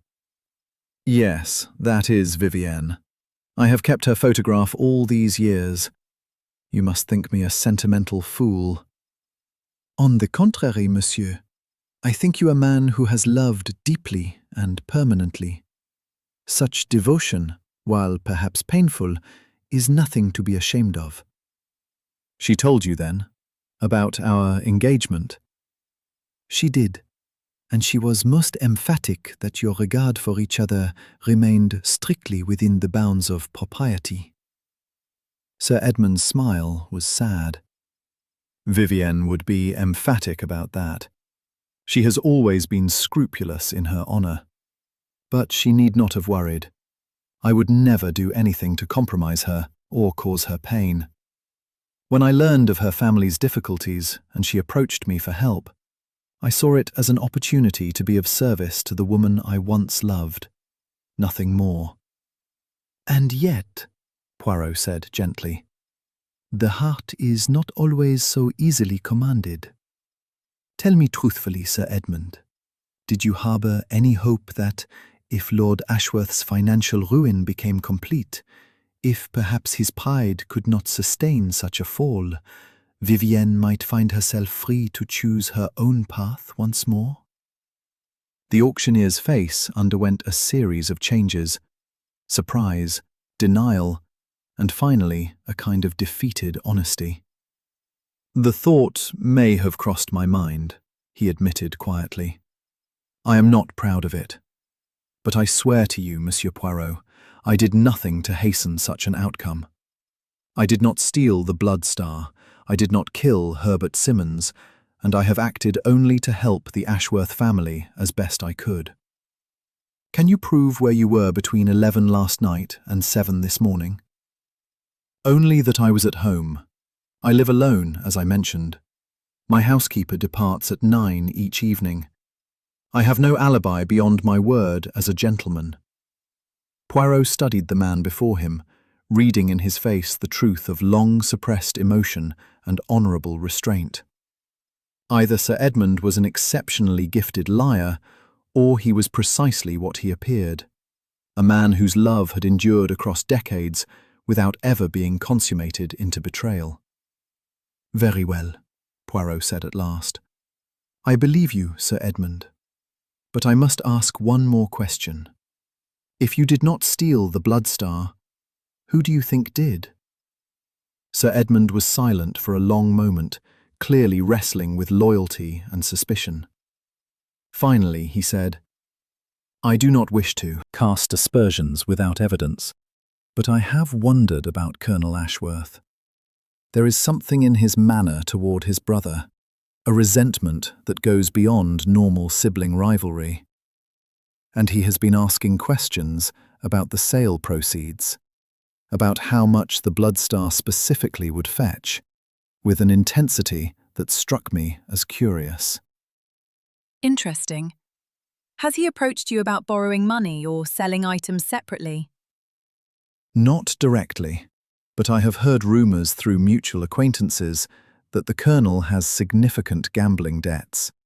Nothing confirmed, you understand, merely whispers. But if true, it would provide a pressing motive for acquiring a large sum of money quickly and quietly." Poirot thanked Sir Edmund and left him to his memories and his photograph. The detective's mind was churning with possibilities, arranging and rearranging the facts like pieces of a complex puzzle. The Colonel had opportunity, having been alone during the critical hours. He had possible motive in the form of gambling debts. He had access to his brother's household and might have obtained information about security arrangements. The description from Mrs. Hodges could fit him, but was this sufficient to constitute proof? He found Chief Inspector Japp coordinating with his men, who had been conducting additional inquiries throughout the day. "Poirot, I've had another telegram from Dover. The man they chased has been identified. His name is Jacques Renard, a French jewel thief with a long record. He's definitely our man, must be. Perhaps, Poirot said. But I suggest you ask yourself, mon ami, why a professional thief of Renard's experience would flee so obviously when questioned, would abandon valuable tools and gems, would make every error calculated to draw attention to himself. Because he panicked? Or because he was paid to panic? Because his flight, and his flight alone, was his purpose? Consider, if we are chasing after Renard, we are not looking closely at those who remain here in London. What better misdirection could a clever killer arrange than to hire a known criminal to play the role of fleeing thief? Japp's expression changed from excitement to chagrin. You mean Renard was a decoy? Someone hired him to draw us off the scent? It is a possibility worth investigating. See if you can locate Renard and question him. If he was indeed hired for this purpose, he may not even know who employed him or why. Anonymous communications, payment left in a dead drop, instructions to flee toward Dover at a specific time. The Blood Star would never have been in his possession at all. Damn it all, Poirot, this case gets more tangled by the hour. Indeed it does, which suggests we are dealing with a formidable intelligence, someone who has planned this crime with great care and considerable cunning. But even the cleverest criminals make mistakes, Inspector. We need only find the mistake, and the whole edifice of deception will crumble. As night fell over London, Poirot retired briefly to his rooms to think in solitude. He had now interviewed most of the principals, examined the scene of the crime exhaustively, and accumulated a substantial body of information. Yet the solution eluded him, hovering just beyond the reach of his understanding, like a word on the tip of the tongue. He sat before his fire, as he had 2 nights before when the invitation first arrived, and allowed his mind to sort through the evidence without forcing conclusions. The little grey cells, as he had learned long ago, worked best when allowed to proceed at their own pace, making connections through paths the conscious mind could not trace. The threatening letters, the dead raven, the telephone call to Catherine, Dr. Marcus Ashworth's warning, the successful auction, the theft and murder, the fleeing jewel thief. Each element seemed designed to create a specific impression, to direct attention in particular directions. But what if these impressions were false? What if the entire sequence of events had been orchestrated towards some end that had nothing to do with the Blood Star itself? Poirot's eyes opened suddenly, a new possibility forming in his mind. What if the Blood Star had never been the true object of the crime? What if its theft was merely the means to some other end? He rose abruptly, reaching for his coat. There was someone he needed to speak with again, someone whose earlier testimony he now viewed in a new light. He arrived at the Ashworth London residence to find the family at dinner, or rather, sitting around a table making a pretense of eating while their minds were clearly elsewhere. The butler, upon being informed of Poirot's arrival, showed him to the dining room, where the family received him with a mixture of hope and apprehension. "Monsieur Poirot," Lord Ashworth said, rising, "have you news? Has the Blood Star been recovered?" "Not yet, my lord, but I have questions that may lead us closer to the truth. Specifically, I wish to speak again with Miss Catherine, if she will grant me a few moments of her time." Catherine looked up, her face pale. "With me? But I've told you everything I know." "Perhaps, but I believe there may be details you did not realize were significant. If you would indulge me?" They withdrew to the library, where Catherine perched nervously on the edge of a chair while Poirot settled himself opposite her. For a moment, he simply observed her, noting the tremor in her hands, the shadows under her eyes, the way her gaze would not quite meet his. "Miss Catherine," he began gently. When you received that threatening telephone call, the voice that spoke to you mentioned personal details, places you frequented, people you knew. Can you recall exactly what was said? I'm not sure I remember precisely. I was so frightened. Try, if you please. It is important. She closed her eyes, her brow furrowing with concentration. The voice said that if the auction proceeded, I would pay the price. It said it knew my routines, my habits. It mentioned the tea room on Sloane Street, where I take lunch on Tuesdays. It mentioned the art gallery in Chelsea, where I sometimes spend Thursday afternoons. And it said... She paused, her voice dropping to a whisper. It said it knew about my secret, and that if I spoke of it, the consequences would be severe. Poirot leaned forward intently. Your secret, mademoiselle? And what secret might that be? I don't know. I have no secret. That's what made it so terrifying. I couldn't understand what the voice meant. Are you quite certain of that? You have no secret that you keep from your parents? No confidence that might be compromising if revealed? Catherine's face flushed crimson. There is one matter I have not discussed with my parents. But it is entirely innocent. I did not think it anyone else's business. And this matter is? She twisted her hands together, her voice barely audible. I have been taking art lessons, painting lessons, with a private instructor. My parents believe I spend those hours at the library or visiting friends. But I have always dreamed of painting. And when I came into a small inheritance from my grandmother, I decided to use some of it to pursue this dream. Father would never approve. He considers artistic pursuits unsuitable for someone of our station. So I kept it secret. Poirot's expression softened. And this is your great secret? Painting lessons? Yes. I know it seems trivial, but to me it is important. It is the one thing in my life that is mine alone, not dictated by family obligation or social expectation. Is that so terrible? Not terrible at all, mademoiselle, but it tells me something important. The person who called you knew of these lessons, knew where you spent your time.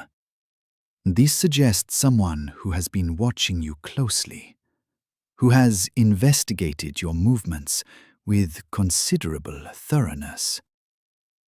Can you think of anyone who might have reason to monitor you so carefully? No one. I live a quiet life. I have few friends, no romantic entanglements, nothing that would draw such attention. And your painting instructor, who is this person? Mr. Timothy Ashford. He is a struggling artist who takes students to supplement his income. He is entirely respectable, Monsieur Poirot. There is nothing improper in our lessons. I do not doubt it. But tell me, does anyone else know of these lessons? Anyone at all? Catherine thought carefully. Only Sarah, my maid. She knows where I truly go on those afternoons. But Sarah would never betray my confidence. She has been with me since I was a child. Poirot made a mental note to interview this Sarah, but his instincts told him the lead would prove fruitless. No. The person who knew of Catherine's secret had not learned it through a gossiping maid, but through systematic surveillance. This suggested planning and patience, qualities that pointed to a methodical and calculating mind. One more question, mademoiselle. The inheritance from your grandmother, when did you receive it, and how much was it? It came to me on my 21st birthday, 4 years ago. £5,000 invested in trust. I receive the income from it, which amounts to perhaps £200 per year. Not a fortune, but enough for my painting lessons and a few personal luxuries. £5,000, a respectable sum, but hardly one that would solve the Ashworth family's financial crisis. Yet it was interesting that Catherine had this independent income, separate from her family's fortunes. Poirot filed this information away and rose to take his leave. Thank you for your candor, Miss Catherine. I know this has been difficult, but you have been most helpful. Try not to worry. I believe we are close to understanding this mystery. He returned to the dining room to find the family had abandoned their meal and were taking coffee in the drawing room. Lord Ashworth looked up hopefully. "Well, did Catherine provide any useful information?" Perhaps more than she realizes, Poirot replied. Then, turning to address them all, he said, I must ask each of you a question, and I require truthful answers. Have any of you ever met or had dealings with a jewel thief named Jacques Renard? The responses came immediately and uniformly negative. Lord Ashworth looked affronted at the suggestion. Lady Vivian appeared confused. Colonel Ashworth laughed shortly. "I barely know any criminals, let alone French jewel thieves. What an absurd question." Absurd, perhaps, but necessary. You see, I am increasingly convinced that the theft of the Bloodstar is connected to your family in ways that go deeper than the simple fact of ownership.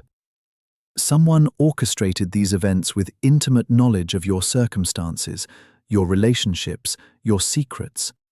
This suggests someone close to you, or someone who has made it their business to become intimately familiar with your affairs. You're saying one of us is responsible? Colonel Ashworth's face darkened with anger. That's outrageous. I am saying that the truth lies somewhere within the circle of those connected to the Ashworth family and the auction. Whether that implicates one of you directly, or someone in your employment, or someone who has inserted themselves into your lives for nefarious purposes, that remains to be determined. He departed, leaving the family in a state of agitation that he hoped might prove productive. Sometimes, he had learned, disturbing the surface allowed hidden things to float into view. The following morning brought developments both expected and surprising. Jacques Renard had been apprehended in a boarding house in Canterbury, and under questioning had admitted that he had been hired anonymously to create a diversion. He had received instructions and payment through a series of dead drops, had never met his employer, and knew nothing of the Bloodstar or the murder. His role had been simply to possess certain jewels, to allow himself to be questioned at Dover, and then to flee dramatically, abandoning the jewels in the process. He had done exactly as instructed, and now found himself arrested for a crime he had not committed and knew nothing about. "It's exactly as you predicted, Poirot," Japp admitted grudgingly. "Renard was a red herring, meant to send us chasing across the Channel while the real killer remained here in London. The question is, who hired him?" "Someone with money, connections, and a deep knowledge of criminal networks," Poirot replied. "Someone who could arrange anonymous communications and payment without leaving a trail. That requires either exceptional resources or exceptional connections to the underworld." The second development came from the forensic chemist. The mysterious powder found on Simmons's body had been identified definitively as a particular blend of ceremonial incense used in spiritualist practices. More specifically, it was a custom blend sold exclusively by a single shop in Bloomsbury that catered to occult practitioners. When questioned, the shop owner consulted his records and confirmed that he had indeed sold this particular blend recently to Dr. Marcus Ashworth. The spiritualist had purchased a substantial quantity 3 weeks before the murder. "There's your evidence," Japp said with satisfaction. Dr. Ashworth had access to the incense, he made threatening pronouncements about the blood star, and he has motive in his dispute with his brother over the inheritance. He must have hired Renard as a diversion, then murdered Simmons himself after the séance ended, establishing an alibi for the early part of the evening while committing the crime in the small hours. But Poirot shook his head. "You forget, Inspector, that Dr. Ashworth's alibi extends until past 3 in the morning. Multiple witnesses place him at the Spiritualist Society continuously until that hour. Simmons was killed before 3, almost certainly closer to midnight, based on the forensic evidence. How could Dr. Ashworth be in 2 places simultaneously? An accomplice, then? Someone he worked with? Possible, but consider how the incense was deposited on Simmons. It was not merely present in the air, but was found specifically on his hands and clothing, as if he had handled it directly. Does this not strike you as peculiar? You think it was planted to implicate Dr. Ashworth? I think it is one more element in a carefully constructed deception. Someone wishes us to suspect Dr. Ashworth, just as someone wished us to pursue Renard. We are being led by the nose, mon ami, directed to look everywhere except where we should. And where should we be looking? Poirot was silent for a moment, his eyes distant. Then he said, "We should be looking at who benefits, not from the theft of the blood star, but from Herbert Simmons being dead. That is the crime that was truly committed. Theft was merely the camouflage." This perspective reframed the entire investigation. If Simmons was the true target, then his murder was not opportunistic, but planned. Someone had wanted him dead and had arranged an elaborate theft to disguise this fact. But why would anyone want Simmons dead? He was a simple security guard, well-liked, with no known enemies. Poirot requested Japp's permission to examine Simmons's personal effects, and together they went to the modest rooms the security man had occupied in a respectable boarding house. The landlady, a Mrs. Cooper, let them in with tears in her eyes. "Such a good man, Mr. Simmons was. Quiet, regular in his habits, never any trouble. I can't believe someone would do such a terrible thing to him." Simmons's rooms were neat and spare, reflecting the discipline of his military background. But Poirot's attention was immediately drawn to a small desk where papers were neatly filed. Among them were personal letters, household accounts, and a leather-bound journal. The journal proved revelatory. Simmons had kept meticulous records of his duties at Blackwood Sons, noting security incidents, suspicious persons, and various observations about the auction house's operations. The entries from recent weeks caught Poirot's attention. November 15th. Late evening, heard voices in Sir Edmund's office, though building supposedly empty. Sir Edmund and a woman, could not identify who. Conversation seemed heated. November 20th. Noticed Mr. Hargreaves examining items from Ashworth collection after hours, making notes in private ledger. Asked what he was doing, he became flustered and dismissed me curtly. November 28th. Colonel Ashworth visited auction house, claimed to have appointment with Sir Edmund, but Sir Edmund was not expecting him. Colonel seemed agitated, asked unusual questions about vault security and insurance procedures. And then, most significantly, an entry from just 3 days before the murder. December 1st. Discovered discrepancy in inventory. One item from Ashworth collection logged as damaged, but I cannot find damage report or the item itself. Mentioned this to Mr. Hargreaves, who seemed disturbed. Told me not to pursue the matter. Most irregular. May need to report to Sir Edmund directly. Poirot read this entry 3 times, his pulse quickening. Here was motive. Simmons had discovered some irregularity in the handling of the Ashworth collection. If he had pursued this and uncovered fraud or theft, the perpetrator would have had strong reason to silence him. "Inspector," Poirot said urgently, "we must examine the inventory records of the Ashworth collection immediately. I believe we may find that something disappeared long before the Bloodstar was stolen, and that Herbert Simmons died because he noticed this fact." They returned to Blackwood Sons, where a grim-faced Mr. Hargreaves was summoned to produce the complete inventory documentation. The appraiser's hands shook slightly as he laid out the papers, and his face was pale with more than the strain of recent events. Poirot examined the records with painstaking care, comparing the initial inventory compiled when the collection was received against subsequent records.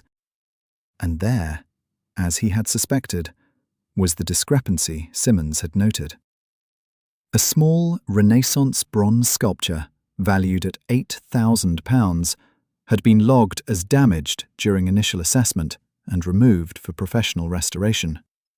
But there was no damage report, no authorization for restoration work, no record of the item being sent to a restorer.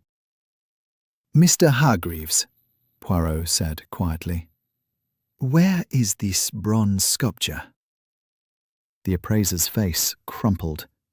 His voice, when he spoke, was barely audible. "I sold it 6 weeks ago. Privately, to a collector in Paris. I desperately needed the money. My daughter has been gravely ill. The medical expenses were bankrupting me.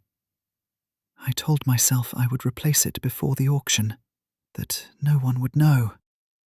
But the funds from the sale went so quickly, and I couldn't find another bronze of similar quality to substitute. I thought if I simply listed it as damaged and removed from sale, perhaps in the confusion of so many items, no one would notice." "But Simmons noticed." "Yes. He was so damnably conscientious. He asked me about the damage report, wanted to see the item. I put him off, told him it had already been sent for restoration. But he kept returning to the matter. 2 days before the auction, he said he was going to speak to Sir Edmund about it directly. I begged him not to, tried to explain about my daughter, but he said his duty was clear. He was going to report the discrepancy after the auction concluded." "And so you killed him," Japp said flatly. "No!" Hargreaves looked up, his face stricken. "No! I did not kill him. I admit my theft. I admit my deception. But I am not a murderer. I was terrified of exposure, yes, but I would never have harmed Herbert. Never." Poirot studied the man intently. "Yet you had motive and opportunity. You had keys to the building. You knew the vault security procedures. You could have arranged to meet Simmons at the vault, struck him down, staged the theft of the Blood Star to disguise your true purpose of silencing a witness to your fraud. But I didn't. I swear to you, on my daughter's life, I did not kill him. Yes, I stole the bronze. Yes, I deceived my employer and the Ashworth family. But when Herbert Simmons was killed, I was at home with my family. My wife and daughter can testify to this. We were awake most of the night. My daughter has good days and bad days, and that was one of the bad ones. We were all together from the time I arrived home at 11 until morning. Japp sent constables to verify this alibi, while Poirot continued to question Hargreaves about the missing bronze. The appraiser confirmed that he had sold it through an intermediary to avoid suspicion, that the money had gone immediately to pay medical bills, and that he had been paralyzed with fear and guilt ever since. The terrible irony, Hargreaves said bitterly, is that my daughter has improved remarkably in recent weeks. The new treatment is working. I bankrupted my honor and destroyed my career to save her life. And now I may have done so unnecessarily. But even knowing this, I cannot say I would not do the same again. She is my child. Poirot felt an unexpected sympathy for this man, whose crime sprang from love rather than greed. Yet sympathy did not solve the mystery of Simmons's murder. If Hargreaves had not killed the security man, who had? And how did this connect to the theft of the Blood Star? The answer came to him suddenly, crystallizing in his mind with the force of revelation.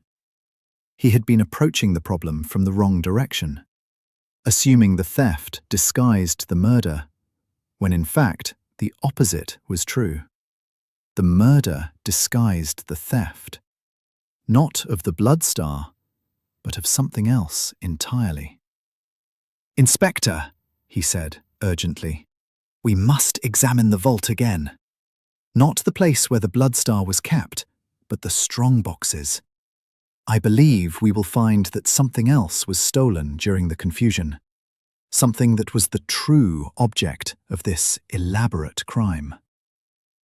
A thorough examination of the vault's contents followed, with each strongbox opened and its contents verified against inventory. And there, in a box belonging to a different client entirely, they found the discrepancy. A collection of rare diamonds, consigned for auction by an elderly dowager, had been replaced with worthless glass imitations. Sir Edmund, summoned to view this discovery, went pale with shock. "But this is impossible. That collection was authenticated just last week. The diamonds were genuine then.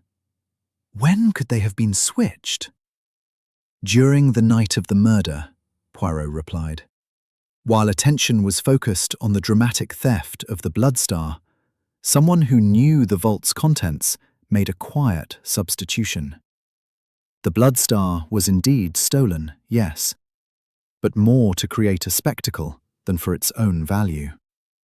The true prize was these diamonds, which can be removed from their settings and sold far more easily than the famous Blood Star. But who would know about both collections? Who could have planned such a scheme?" Poirot's eyes were bright with the light of understanding. "Someone who had access to your records, Sir Edmund. Someone who knew the vault's layout and contents intimately. Someone who could move freely through your establishment without arousing suspicion. Tell me, who besides yourself and Hargreaves has such detailed knowledge of your business?" Sir Edmund's face reflected dawning horror. "The only person with that level of access would be... But no, it's impossible. He's been with me for 15 years. I trust him absolutely. Nevertheless, I would like to speak with your chief clerk, Mr. Reginald Patterson. Where might we find him? He should be here, in his office. He's been helping manage the crisis since the theft. But, Monsieur Poirot, surely you cannot suspect Patterson. He's the very soul of loyalty and discretion. Yet, when they went to Patterson's office, they found it empty, his desk cleared of personal effects. The other staff reported that Patterson had left the previous afternoon, saying he felt unwell and was going home to rest. But when constables were sent to his lodgings, they found them abandoned, his landlady reporting that he had paid his rent through the end of the month and departed with a single bag, leaving no forwarding address. "Patterson," Japp said with satisfaction. "He must be our man. He had access to everything, knew the building intimately, could have made keys and learned the combinations. He staged the whole elaborate show of threats and supernatural warnings to create confusion, murdered poor Simmons to prevent discovery, and made off with both the Bloodstar and these diamonds." But Poirot's expression remained troubled. "Perhaps, yet several elements still do not fit this theory. Patterson had no apparent connection to Jacques Renard or the ability to hire him. He had no obvious connection to the Ashworth family that would allow him to make specific threats against Catherine. And while he certainly could have obtained Dr. Ashworth's incense to plant at the scene, how would he have known to do so unless he had detailed knowledge of the spiritualist's practices? Maybe he's more connected than we realized. Maybe Patterson has been planning this for years, inserting himself into everyone's lives, learning secrets, preparing for this one great crime." "It is possible," Poirot conceded. "But I feel we are still missing something, some element that would make sense of all the disparate pieces. The little grey cells insist there is a pattern we have not yet perceived." As afternoon turned to evening, the investigation seemed to have reached a temporary impasse. Patterson had vanished, apparently confirming his guilt, but without him in custody, many questions remained unanswered. Japp set his men to searching for the missing clerk, while Poirot returned to his rooms to think. He had requested that copies of all documents related to the case be delivered to him, and he now spread these across his table. Inventory records, witness statements, Simmons's journal, the threatening letters, photographs of the crime scene, financial records of the various parties. He studied them like a monk studying sacred texts, seeking illumination. It was nearly midnight when his eyes fell upon a detail he had previously overlooked. In Simmons's journal, the entry about Colonel Ashworth's visit mentioned that the colonel had asked about insurance procedures. This seemed odd. Why would a member of the family selling the collection need to know about insurance? They were not purchasing insurance, but surrendering it along with the items themselves. Poirot reached for the insurance documentation for the Ashworth collection. It was comprehensive, covering the items from the moment they left the Ashworth estate until the completion of the auction. The policy was substantial, with the Bloodstar alone insured for its full estimated value of £200,000. And here was something interesting. The policy named Lord Ashworth as the beneficiary in case of loss or damage before the auction, but there was a secondary beneficiary listed for certain specific high-value items, including the Bloodstar. In the event of loss after the auction, but before the transfer to the new owner, the secondary beneficiary was Colonel James Ashworth. Poirot sat back, his mind racing. Why would Colonel Ashworth be named as secondary beneficiary for specific items?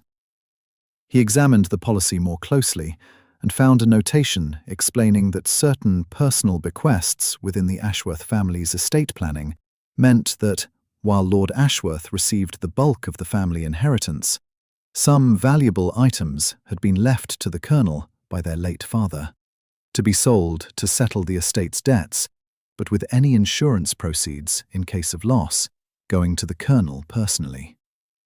Here, at last, was a motive that made sense of everything. If the Bloodstar was stolen after being sold, but before being delivered to Mr. Westbrook, the insurance would pay its full value to Colonel Ashworth. He would receive £200,000, more than enough to solve whatever financial difficulties he faced, while his brother would still have the proceeds from the actual sale and the remaining auction items to settle the estate's debts. But there was a problem with this theory. The insurance would only pay if the theft was clearly not the fault of the insured party. If Colonel Ashworth himself had stolen the Bloodstar, any investigation would likely reveal his involvement and void the policy. Unless Colonel Ashworth had convinced someone else to commit the theft for him, someone who would appear to have no connection to the Colonel, someone whose guilt would be beyond question. Someone like Reginald Paterson, the trusted clerk whom Poirot now suspected had been recruited, coerced, or blackmailed into serving the Colonel's scheme. But how to prove this? Paterson had fled, perhaps with both the Bloodstar and the diamonds, perhaps to some pre-arranged meeting point where he would hand them over to Colonel Ashworth and receive his payment. If Poirot's theory was correct, the Colonel would then file his insurance claim, collect his £200,000, and be free of whatever debts had driven him to such extremes. The murder of Simmons took on new significance in this light. Perhaps Simmons had noticed not merely Hargreaves's theft of the bronze, but also some irregularity connected to the Colonel's visits to the auction house. Perhaps he had seen Paterson and the Colonel together, had observed something that suggested collusion. His death had served the dual purpose of preventing his testimony and adding verisimilitude to the apparent robbery. Poirot glanced at his clock. It was nearly 1 a.m, too late to rouse Inspector Japp or to take any immediate action. Yet he felt a sense of urgency. If Colonel Ashworth and Paterson were planning to meet to exchange the stolen items, it might happen soon, perhaps tomorrow. Once the exchange was made and Paterson disappeared with his payment, proving the Colonel's involvement would become enormously difficult. He was deep in these thoughts when his telephone rang, the sound jarring in the quiet night.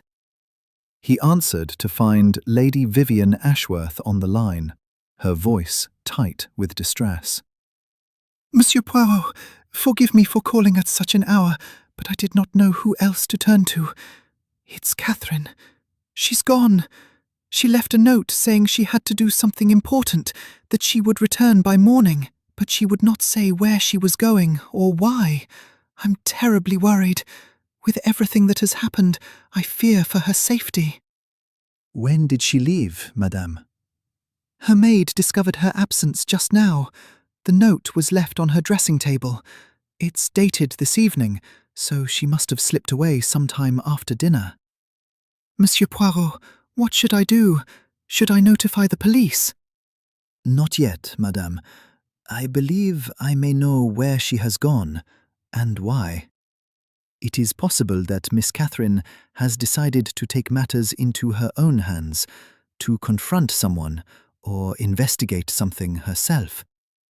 If I am correct about her destination, she may be in no immediate danger, though her actions are certainly imprudent. What destination? Where do you think she's gone? But Poirot had already formed a theory about Catherine's whereabouts, one that connected to elements of the case he had not fully explored. Madame, I must go immediately to verify my suspicion. I shall telephone you as soon as I have news. In the meantime, try not to worry overmuch.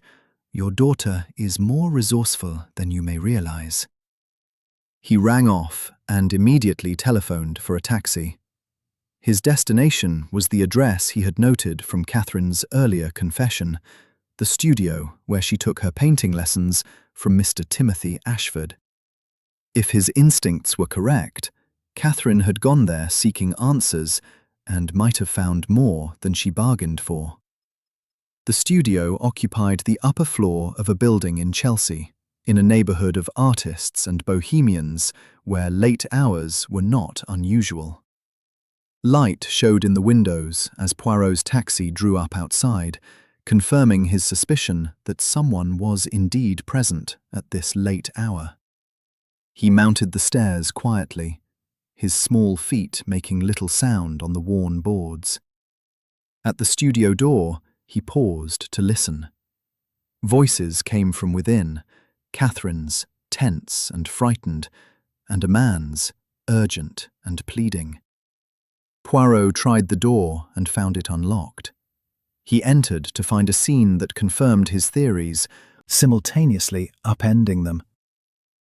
Catherine stood near the windows, her face pale but determined. Opposite her, not threatening but supplicating, was a young man Poirot recognized from his presence at the auction, Mr. Timothy Ashford, the painting instructor. But between them, on a table, rested the blood star, its crimson beauty seeming out of place in the shabby studio's artistic chaos. Both Catherine and Ashford turned at Poirot's entrance, their expressions transforming from surprise to relief in Catherine's case and resignation in Ashford's. Monsieur Poirot, Catherine said, her voice shaking. thank heaven you're here. Timothy has just confessed to stealing the blood star, and I've been trying to convince him to return it before anyone else is hurt. Ah, Poirot said gently, closing the door behind him. Then perhaps, monsieur, you would be so kind as to make this confession again in my presence? I am most interested to hear how a painting instructor came to be involved in this affair. Timothy Ashford was a young man of perhaps 30, with the lean features and nervous energy of the artistic temperament. He slumped into a chair, running his hands through his hair in a gesture of despair. I never meant for anyone to die, he said hoarsely. You must believe that. The plan was only to steal the blood star, nothing more. Simmons's death was not supposed to happen. Then tell me how it did happen, Poirot said, settling himself where he could observe both young people. Begin at the beginning, if you please. Ashford's story emerged haltingly. He was, as Catherine had said, a struggling artist who supplemented his income by teaching. But he had also fallen on desperately hard times, with debts to galleries, to landlords, to money-lenders who were not patient about repayment. 2 months previous, he had been approached by a man who offered him a way out of his difficulties. £20,000 to steal a jewel from Blackwood Sons auction house. The man said it would be simple.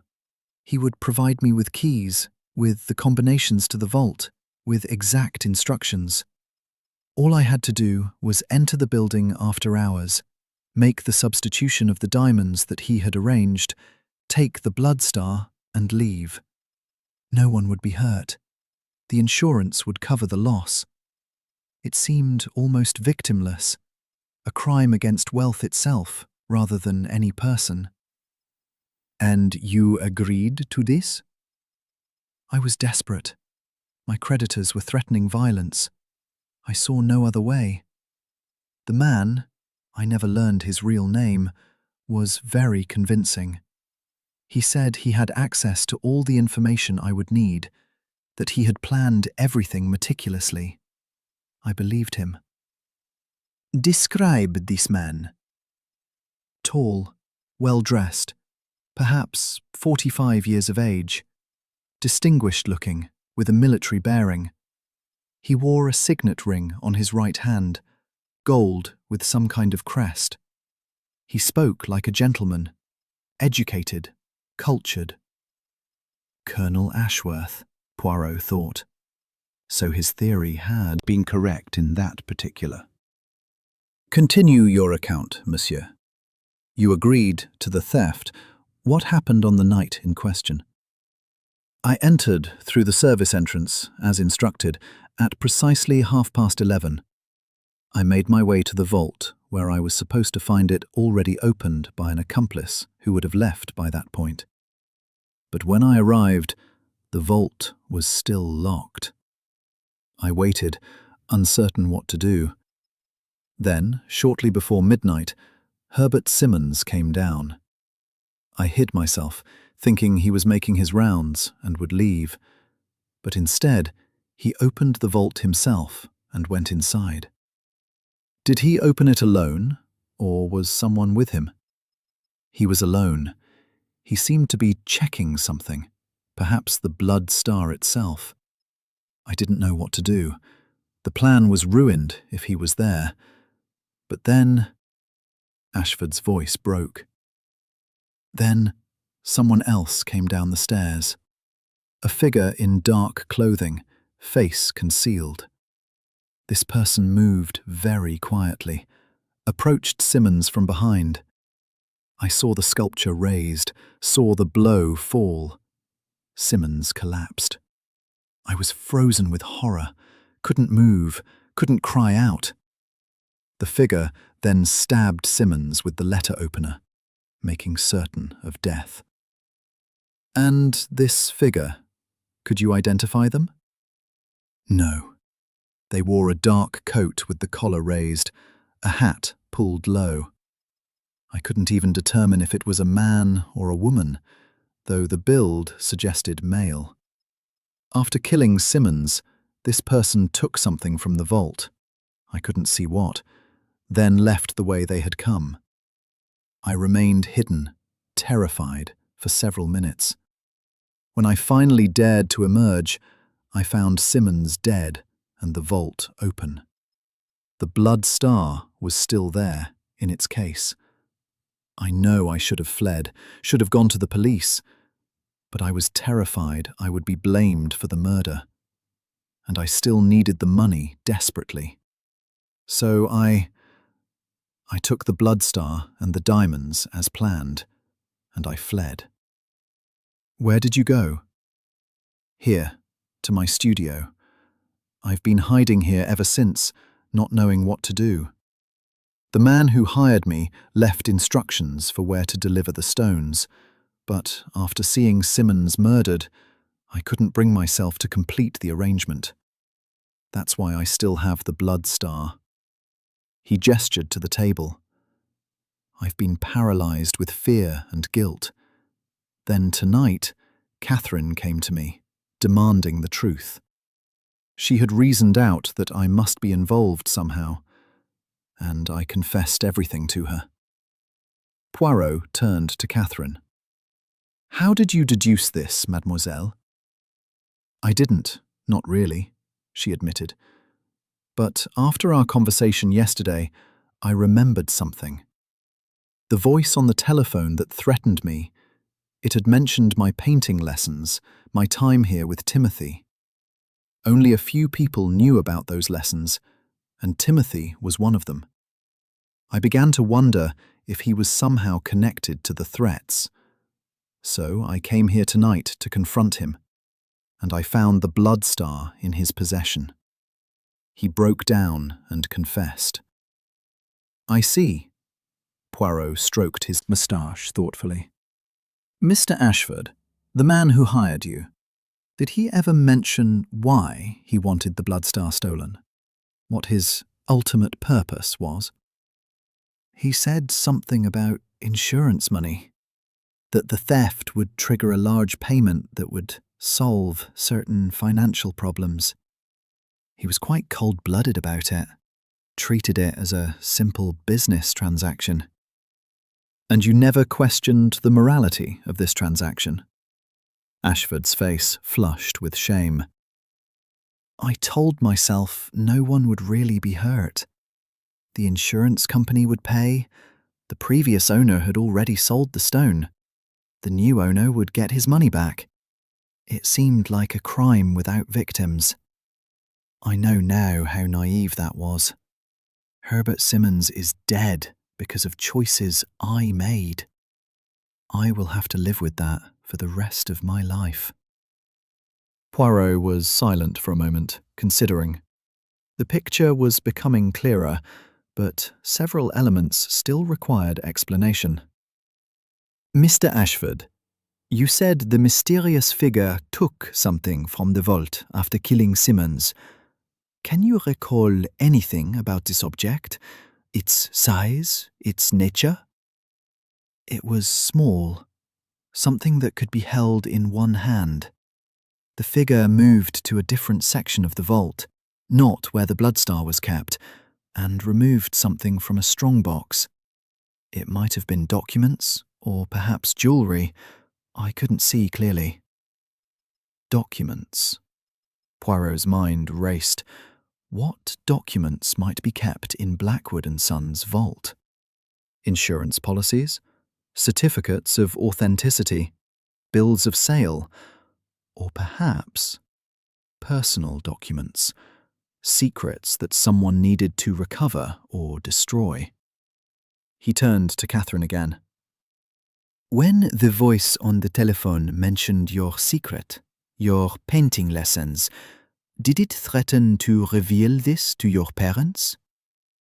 Yes. It said if I spoke of the threats to anyone, it would make certain my father learned how I had been deceiving him, spending money on frivolous pursuits when the family faced ruin. And how would this voice know that your father would view painting lessons as frivolous? That requires intimate knowledge of Lord Ashworth's character and opinions. Catherine's eyes widened. You're right. Almost anyone might have discovered where I spent my Thursday afternoons through following me. But to know that father would disapprove, that he considers artistic pursuits unsuitable, that requires knowing him personally. Precisely. And there are only a limited number of people with such intimate knowledge of your family. Your uncle, Colonel Ashworth, would certainly qualify. Tell me, has the Colonel shown interest in your activities? Asked about how you spend your time? Now that you mention it, yes. Last month, when I returned home from a lesson, he was visiting and asked where I had been. I said I'd been at the library, and he remarked that I seemed to visit the library very frequently. I thought nothing of it at the time. Poirot nodded slowly. The pieces were falling into place.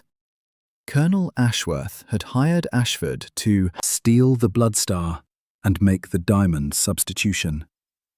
But the colonel had also planned to murder Simmons himself, both to prevent the security man from identifying him and to retrieve something from the vault, probably documents that connected him to the planning of the theft. The threats to Catherine had been designed to keep her frightened and silent, to prevent her from mentioning any suspicious observations she might have made. But one element still puzzled him. Mr. Ashford, you said you were instructed to enter at 11:30, and that the vault would already be open. Yet Simmons only opened it shortly before midnight, and then was killed by the mysterious figure. This suggests the Colonel expected someone else to open the vault earlier. Who might that have been? I don't know. The man who hired me said there would be an accomplice inside who would prepare everything. I assumed it meant someone who worked at the auction house. Reginald Patterson, Poirot thought. The clerk who had disappeared.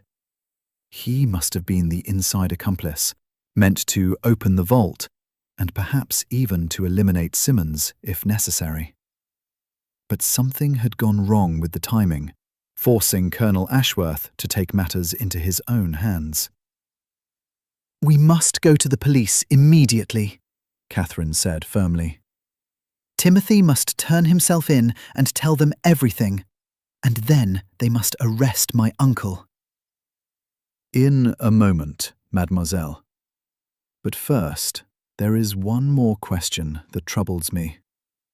Mr. Ashford, you say you still have both the bloodstar and the diamonds. May I examine them? Ashford produced a leather case containing the diamonds, and Poirot studied them carefully. They appeared to be genuine, their cuts and clarity marking them as valuable stones.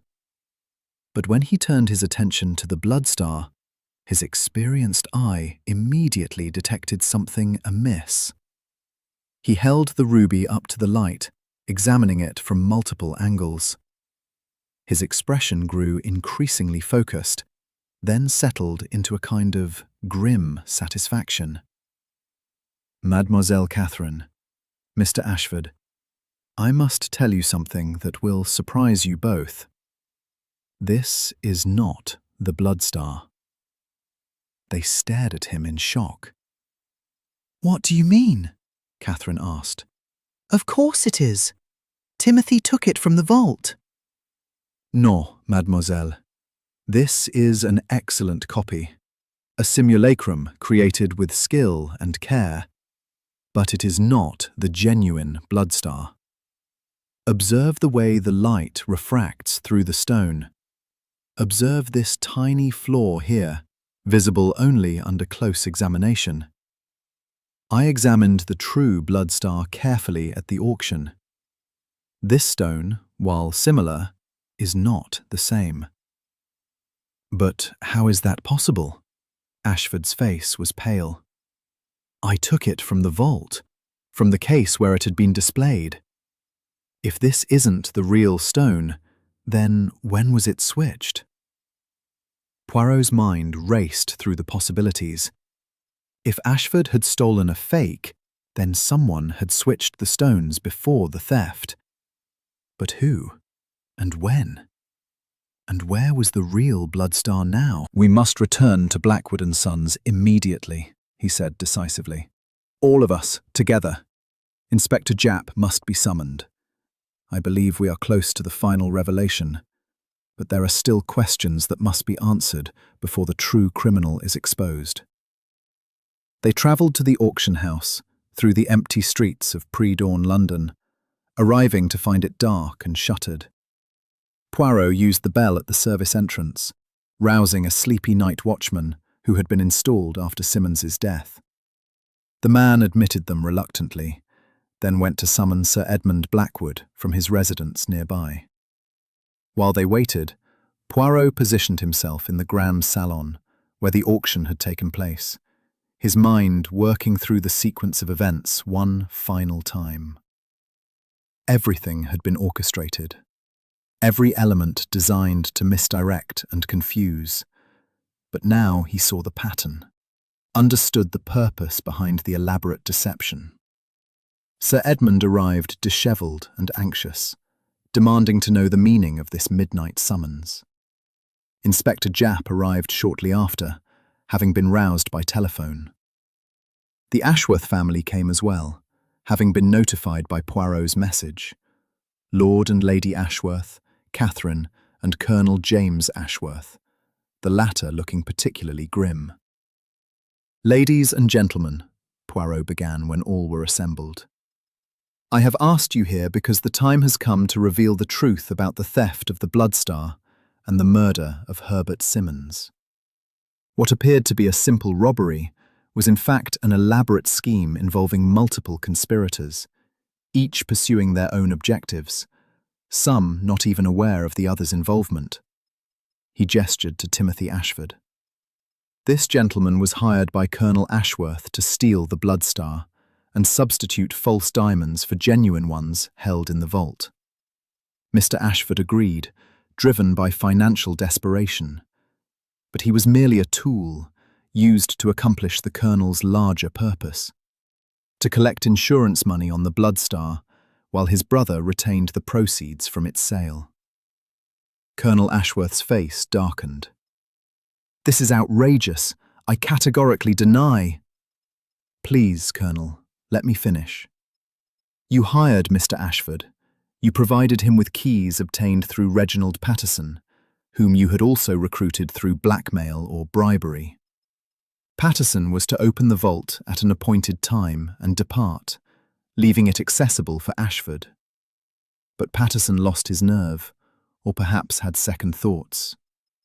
He never opened the vault as planned. This forced you to take direct action. You came to the auction house yourself. You were the gentleman Mrs. Hodges observed entering through the service door shortly after 11. But when you descended to the vault, you found it still locked. You waited, perhaps uncertain whether to proceed. Then Herbert Simmons appeared, making his rounds. He opened the vault himself to check on its contents. You seized the opportunity. You struck him from behind with the sculpture, then stabbed him to ensure death. Why would Simmons open the vault himself? Japp interjected. Because, Poirot replied, he had been conducting his own investigation into irregularities he had noticed. He may have suspected something was wrong and wished to verify the Bloodstar's presence himself. His conscientiousness cost him his life. He turned back to Colonel Ashworth. After killing Simmons, you removed certain documents from the vault, probably correspondence between yourself and Patterson, evidence of your planning that Patterson had foolishly kept at the auction house. You then departed, leaving the vault open, as planned, for Ashford's arrival. You planted the incense powder on Simmons's body to cast suspicion toward your brother Marcus, knowing his dramatic warnings would make him seem an obvious suspect. This is pure fantasy, the colonel protested, though his face had gone pale. You have no proof of any of this. On the contrary, Colonel, I have considerable proof. The insurance policy naming you as beneficiary for the Bloodstar. Your suspicious inquiries about vault security, noted by Simmons in his journal. The testimony of Mrs. Hodges about the gentleman entering late at night, whose description matches you precisely, including the signet ring you wear. And most damning of all, I have Mr. Ashford's testimony about the man who hired him, a description that fits you exactly. Ashford is a confessed thief. His testimony is worthless. Perhaps, but there is one piece of evidence you cannot explain away. Poirot produced the false Bloodstar that Ashford had stolen. This stone, which Mr. Ashford removed from the vault that night, is a forgery, which means the real Bloodstar had already been replaced before the theft.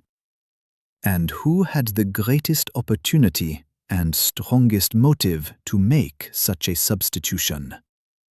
Who stood to gain from having the genuine stone in their possession while collecting insurance on its theft? The colonel's composure finally cracked.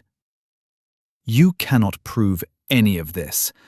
You have theories and suppositions, nothing more. Then let us test these theories, Poirot said calmly. Inspector Japp, I suggest you obtain a warrant to search Colonel Ashworth's residence. I believe you will find the genuine Bloodstar there, along with correspondence with Patterson and possibly other evidence of his guilt. This is harassment. I will not stand for James. Lord Ashworth's voice cut through his brother's protests. The older man looked aged beyond his years, his face grey with shock and sorrow. Is it true? Did you kill Herbert Simmons? Did you arrange all of this? The colonel looked at his brother, and something in his expression shifted. The defiance drained away, replaced by a kind of weary resignation. When he spoke, his voice was hollow. You never understood, Reginald. You had everything. The title, the estate, the family name. What did I have? A military pension and a courtesy title. Worth nothing. When father died, he left you the estate and all its debts. He left me a few trinkets and the dubious honour of watching our family name dragged through bankruptcy. But father left you specific bequests, including the Bloodstar's insurance should it be lost. I thought that was generous, given the circumstances. Generous? It was a cruel joke.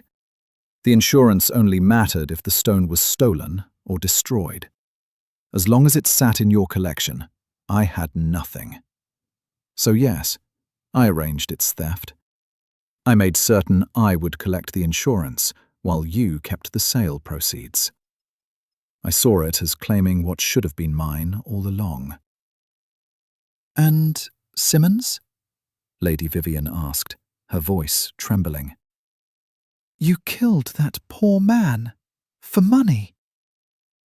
It was not meant to happen. Patterson was supposed to handle everything.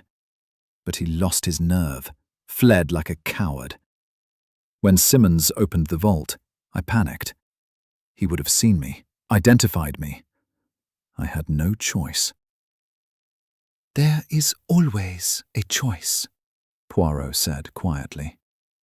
You chose greed over honour, violence over honesty, and now you must face the consequences of those choices.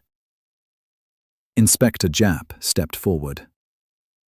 Colonel James Ashworth, I am arresting you for the murder of Herbert Simmons and the theft of the Bloodstar.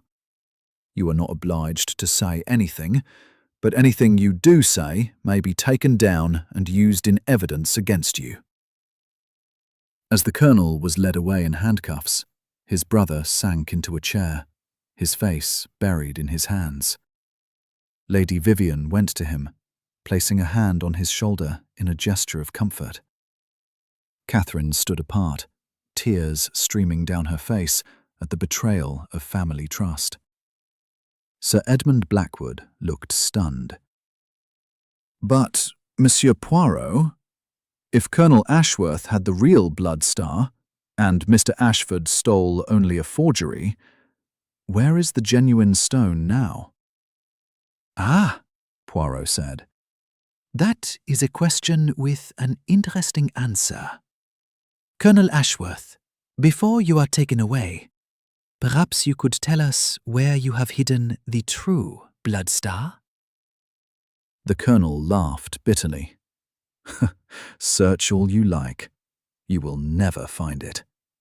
I was not fool enough to keep it in an obvious place. No? Then perhaps you will be interested to learn that Patterson, when he fled, took something with him.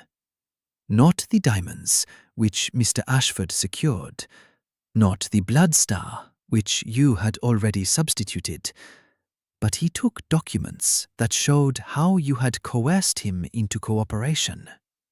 Documents that would prove your guilt should he ever need to defend himself. Poirot turned to address the assembly.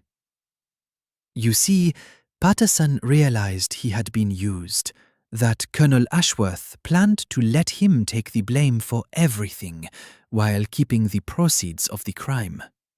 So he took the one thing of value he could, the knowledge of where the colonel had hidden the real Bloodstar. He has contacted me this evening, yes, even as we gathered here, offering to exchange this information for leniency. This was, in fact, a bluff. Patterson had not contacted Poirot. But the effect on Colonel Ashworth was immediate and devastating.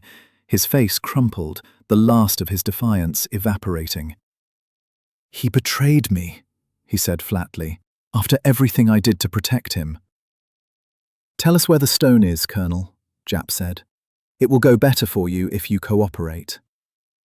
"In my study, there is a false bottom in the desk drawer. The blood star is hidden there, along with the correspondence Patterson mentioned. You will find everything you need to convict me." He looked at his brother one last time. "I am sorry, Reginald. For what that is worth, I am sorry." Lord Ashworth could not meet his brother's eyes. The colonel was led away into the grey dawn, and the assembled company sat in stunned silence, processing the revelations of the night. It was Catherine who finally spoke. "Mr. Ashford, what will happen to him? He was a tool, manipulated by my uncle." Poirot answered gently. "He committed theft and aided in covering up a murder, even if unwittingly. There will be consequences, but if he testifies truthfully and shows genuine remorse, the courts may show mercy. His fate is no longer in our hands." "And the blood star itself?" Mr. Westbrook asked. "I paid for it. What becomes of it now?" "The insurance will be returned to its proper policy, the stone will be recovered, and your purchase will be completed as originally contracted," Sir Edmund assured him. "Though I confess, after all that has occurred, you may wish to reconsider your acquisition." "On the contrary," Westbrook said firmly, "I want it more than ever. It has earned its legend through genuine drama rather than superstitious nonsense. Besides, I believe Dr. Marcus Ashworth's curse has been fulfilled and exhausted. One death. The curse claimed Herbert Simmons. Now it should be satisfied." As if summoned by his name, Dr. Marcus Ashworth appeared in the doorway, his face grave. "I came as soon as I heard the news. My brother has been arrested." "Your brother James, yes," Lord Ashworth said wearily, "for murder and theft. Our family's disgrace is now complete." The spiritualist moved to his brother's side with unexpected gentleness. "I take no satisfaction in being proven right about the blood star's curse, Reginald. I would have preferred to be wrong. But perhaps now you will understand that some things cannot be quantified in pounds and shillings. Some prices are paid in blood and sorrow." "Your warnings," Poirot said to Dr. Marcus, "were they genuine prophecy, or did you have knowledge of your brother James's plans?" "I had no foreknowledge of his specific schemes," the spiritualist replied. "But I knew James was desperate, drowning in debts from gambling and foolish investments. I knew the blood star's sale would not benefit him unless something irregular occurred. And I knew that desperate men commit desperate acts. I warned the family, hoping to prevent tragedy. I failed." The dawn was breaking fully now, pale light filtering through the drawer, windows of Blackwood and Sons. The assembled company began to disperse, each retreating to process the night's revelations in their own way. Lord Ashworth and his family departed together, supporting each other through the scandal that would inevitably follow. Sir Edmund remained to secure the premises and deal with the aftermath. Mr. Westbrook returned to his hotel, his acquisition of the blood star now assured, but tainted by association with violence. Poirot found himself alone in the grand salon with Inspector Japp, who was completing his notes on the case. "You did it again, Poirot," Japp said with grudging admiration. "Untangled a web that had the rest of us completely bamboozled. How did you know about the false blood star? That was the key to the whole thing." "I suspected it when I learned of the insurance arrangements," Poirot explained. "Colonel Ashworth stood to profit only if the stone was lost after the sale, but before delivery. This required the theft to appear genuine, while he retained the real stone for eventual private sale. The substitution was the only logical approach. Everything else, the threats, the theatrical warnings, even poor Mr. Ashford's involvement, was designed to create a convincing narrative of supernatural curse and mysterious theft while obscuring the Colonel's true motives. And Patterson? You didn't really hear from him, did you? Poirot's moustache twitched. Non, mon ami. That was what you might call a necessary fiction, designed to break the Colonel's resistance. But I am confident that Patterson will be found eventually. He is not a hardened criminal, merely a weak man who made poor choices. He will surface somewhere, and when he does, his testimony will seal the case against Colonel Ashworth. As they stood to leave, Poirot paused to look at the empty display case where the blood star had rested just days before. You know, Inspector, there is a certain irony in all of this. The curse that Dr. Marcus warned about was not supernatural, but human. Greed, desperation, and family resentment. These are the true curses that plague humanity. The blood star was merely the catalyst that brought these dark impulses into the light. Philosophy, Poirot? You're getting sentimental in your old age. Perhaps. Or perhaps I have simply seen too many cases where beauty and value attract the worst in human nature. The blood star will be sold to Mr. Westbrook, will cross the Atlantic to grace some American collection. And there it will rest, carrying with it the memory of Herbert Simmons's death, of Colonel Ashworth's betrayal, of a family torn apart by financial desperation. They walked out into the morning air, leaving behind the scene of murder and deception. The case was solved, justice would be served, but the human cost could not be so easily resolved. Lord Ashworth faced not only the scandal of his brother's crime, but the knowledge that his family's financial struggles had contributed to the tragedy. Catherine had learned that her secret painting lessons had been exploited as leverage in her uncle's schemes. Lady Vivian must live with the knowledge that her husband's situation had driven his brother to such extremes. As for Hercule Poirot, he returned to his rooms, satisfied that his grey cells had once again proven equal to the challenge, yet troubled by the waste of it all.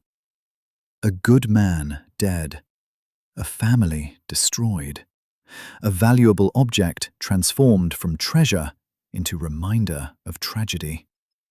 The blood star would indeed go to America, but it would carry with it a curse of its own making. Not supernatural, but all too human. In the days that followed, the case concluded its progress through the machinery of justice. Colonel James Ashworth was charged with murder and theft, his trial scheduled for the following month. Timothy Ashford turned king's evidence, testifying in exchange for a reduced sentence. Reginald Patterson was located in Scotland, attempting to hide under an assumed name, and was returned to London to face charges of conspiracy. Mr. Hargreaves, the appraiser who had stolen the Renaissance bronze, was prosecuted separately, his crime overshadowed by the greater drama, but no less real in its betrayal of trust. Mr. Westbrook collected his blood star and departed for America, taking with him a story he would doubtless tell for years to come. Sir Edmund Blackwood worked to restore his auction house's reputation, damaged by the scandal, but not irreparably so.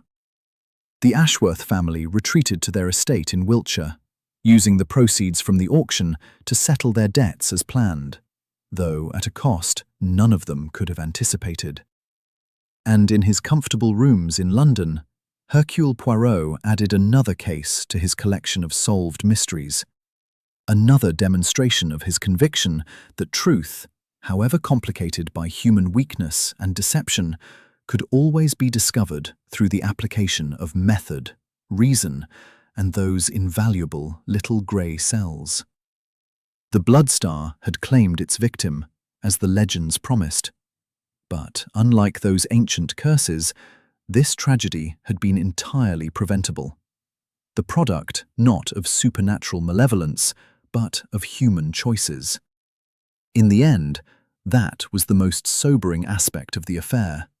Not that curses existed, but that they didn't need to. Humanity was quite capable of creating its own destruction without any assistance from beyond the grave.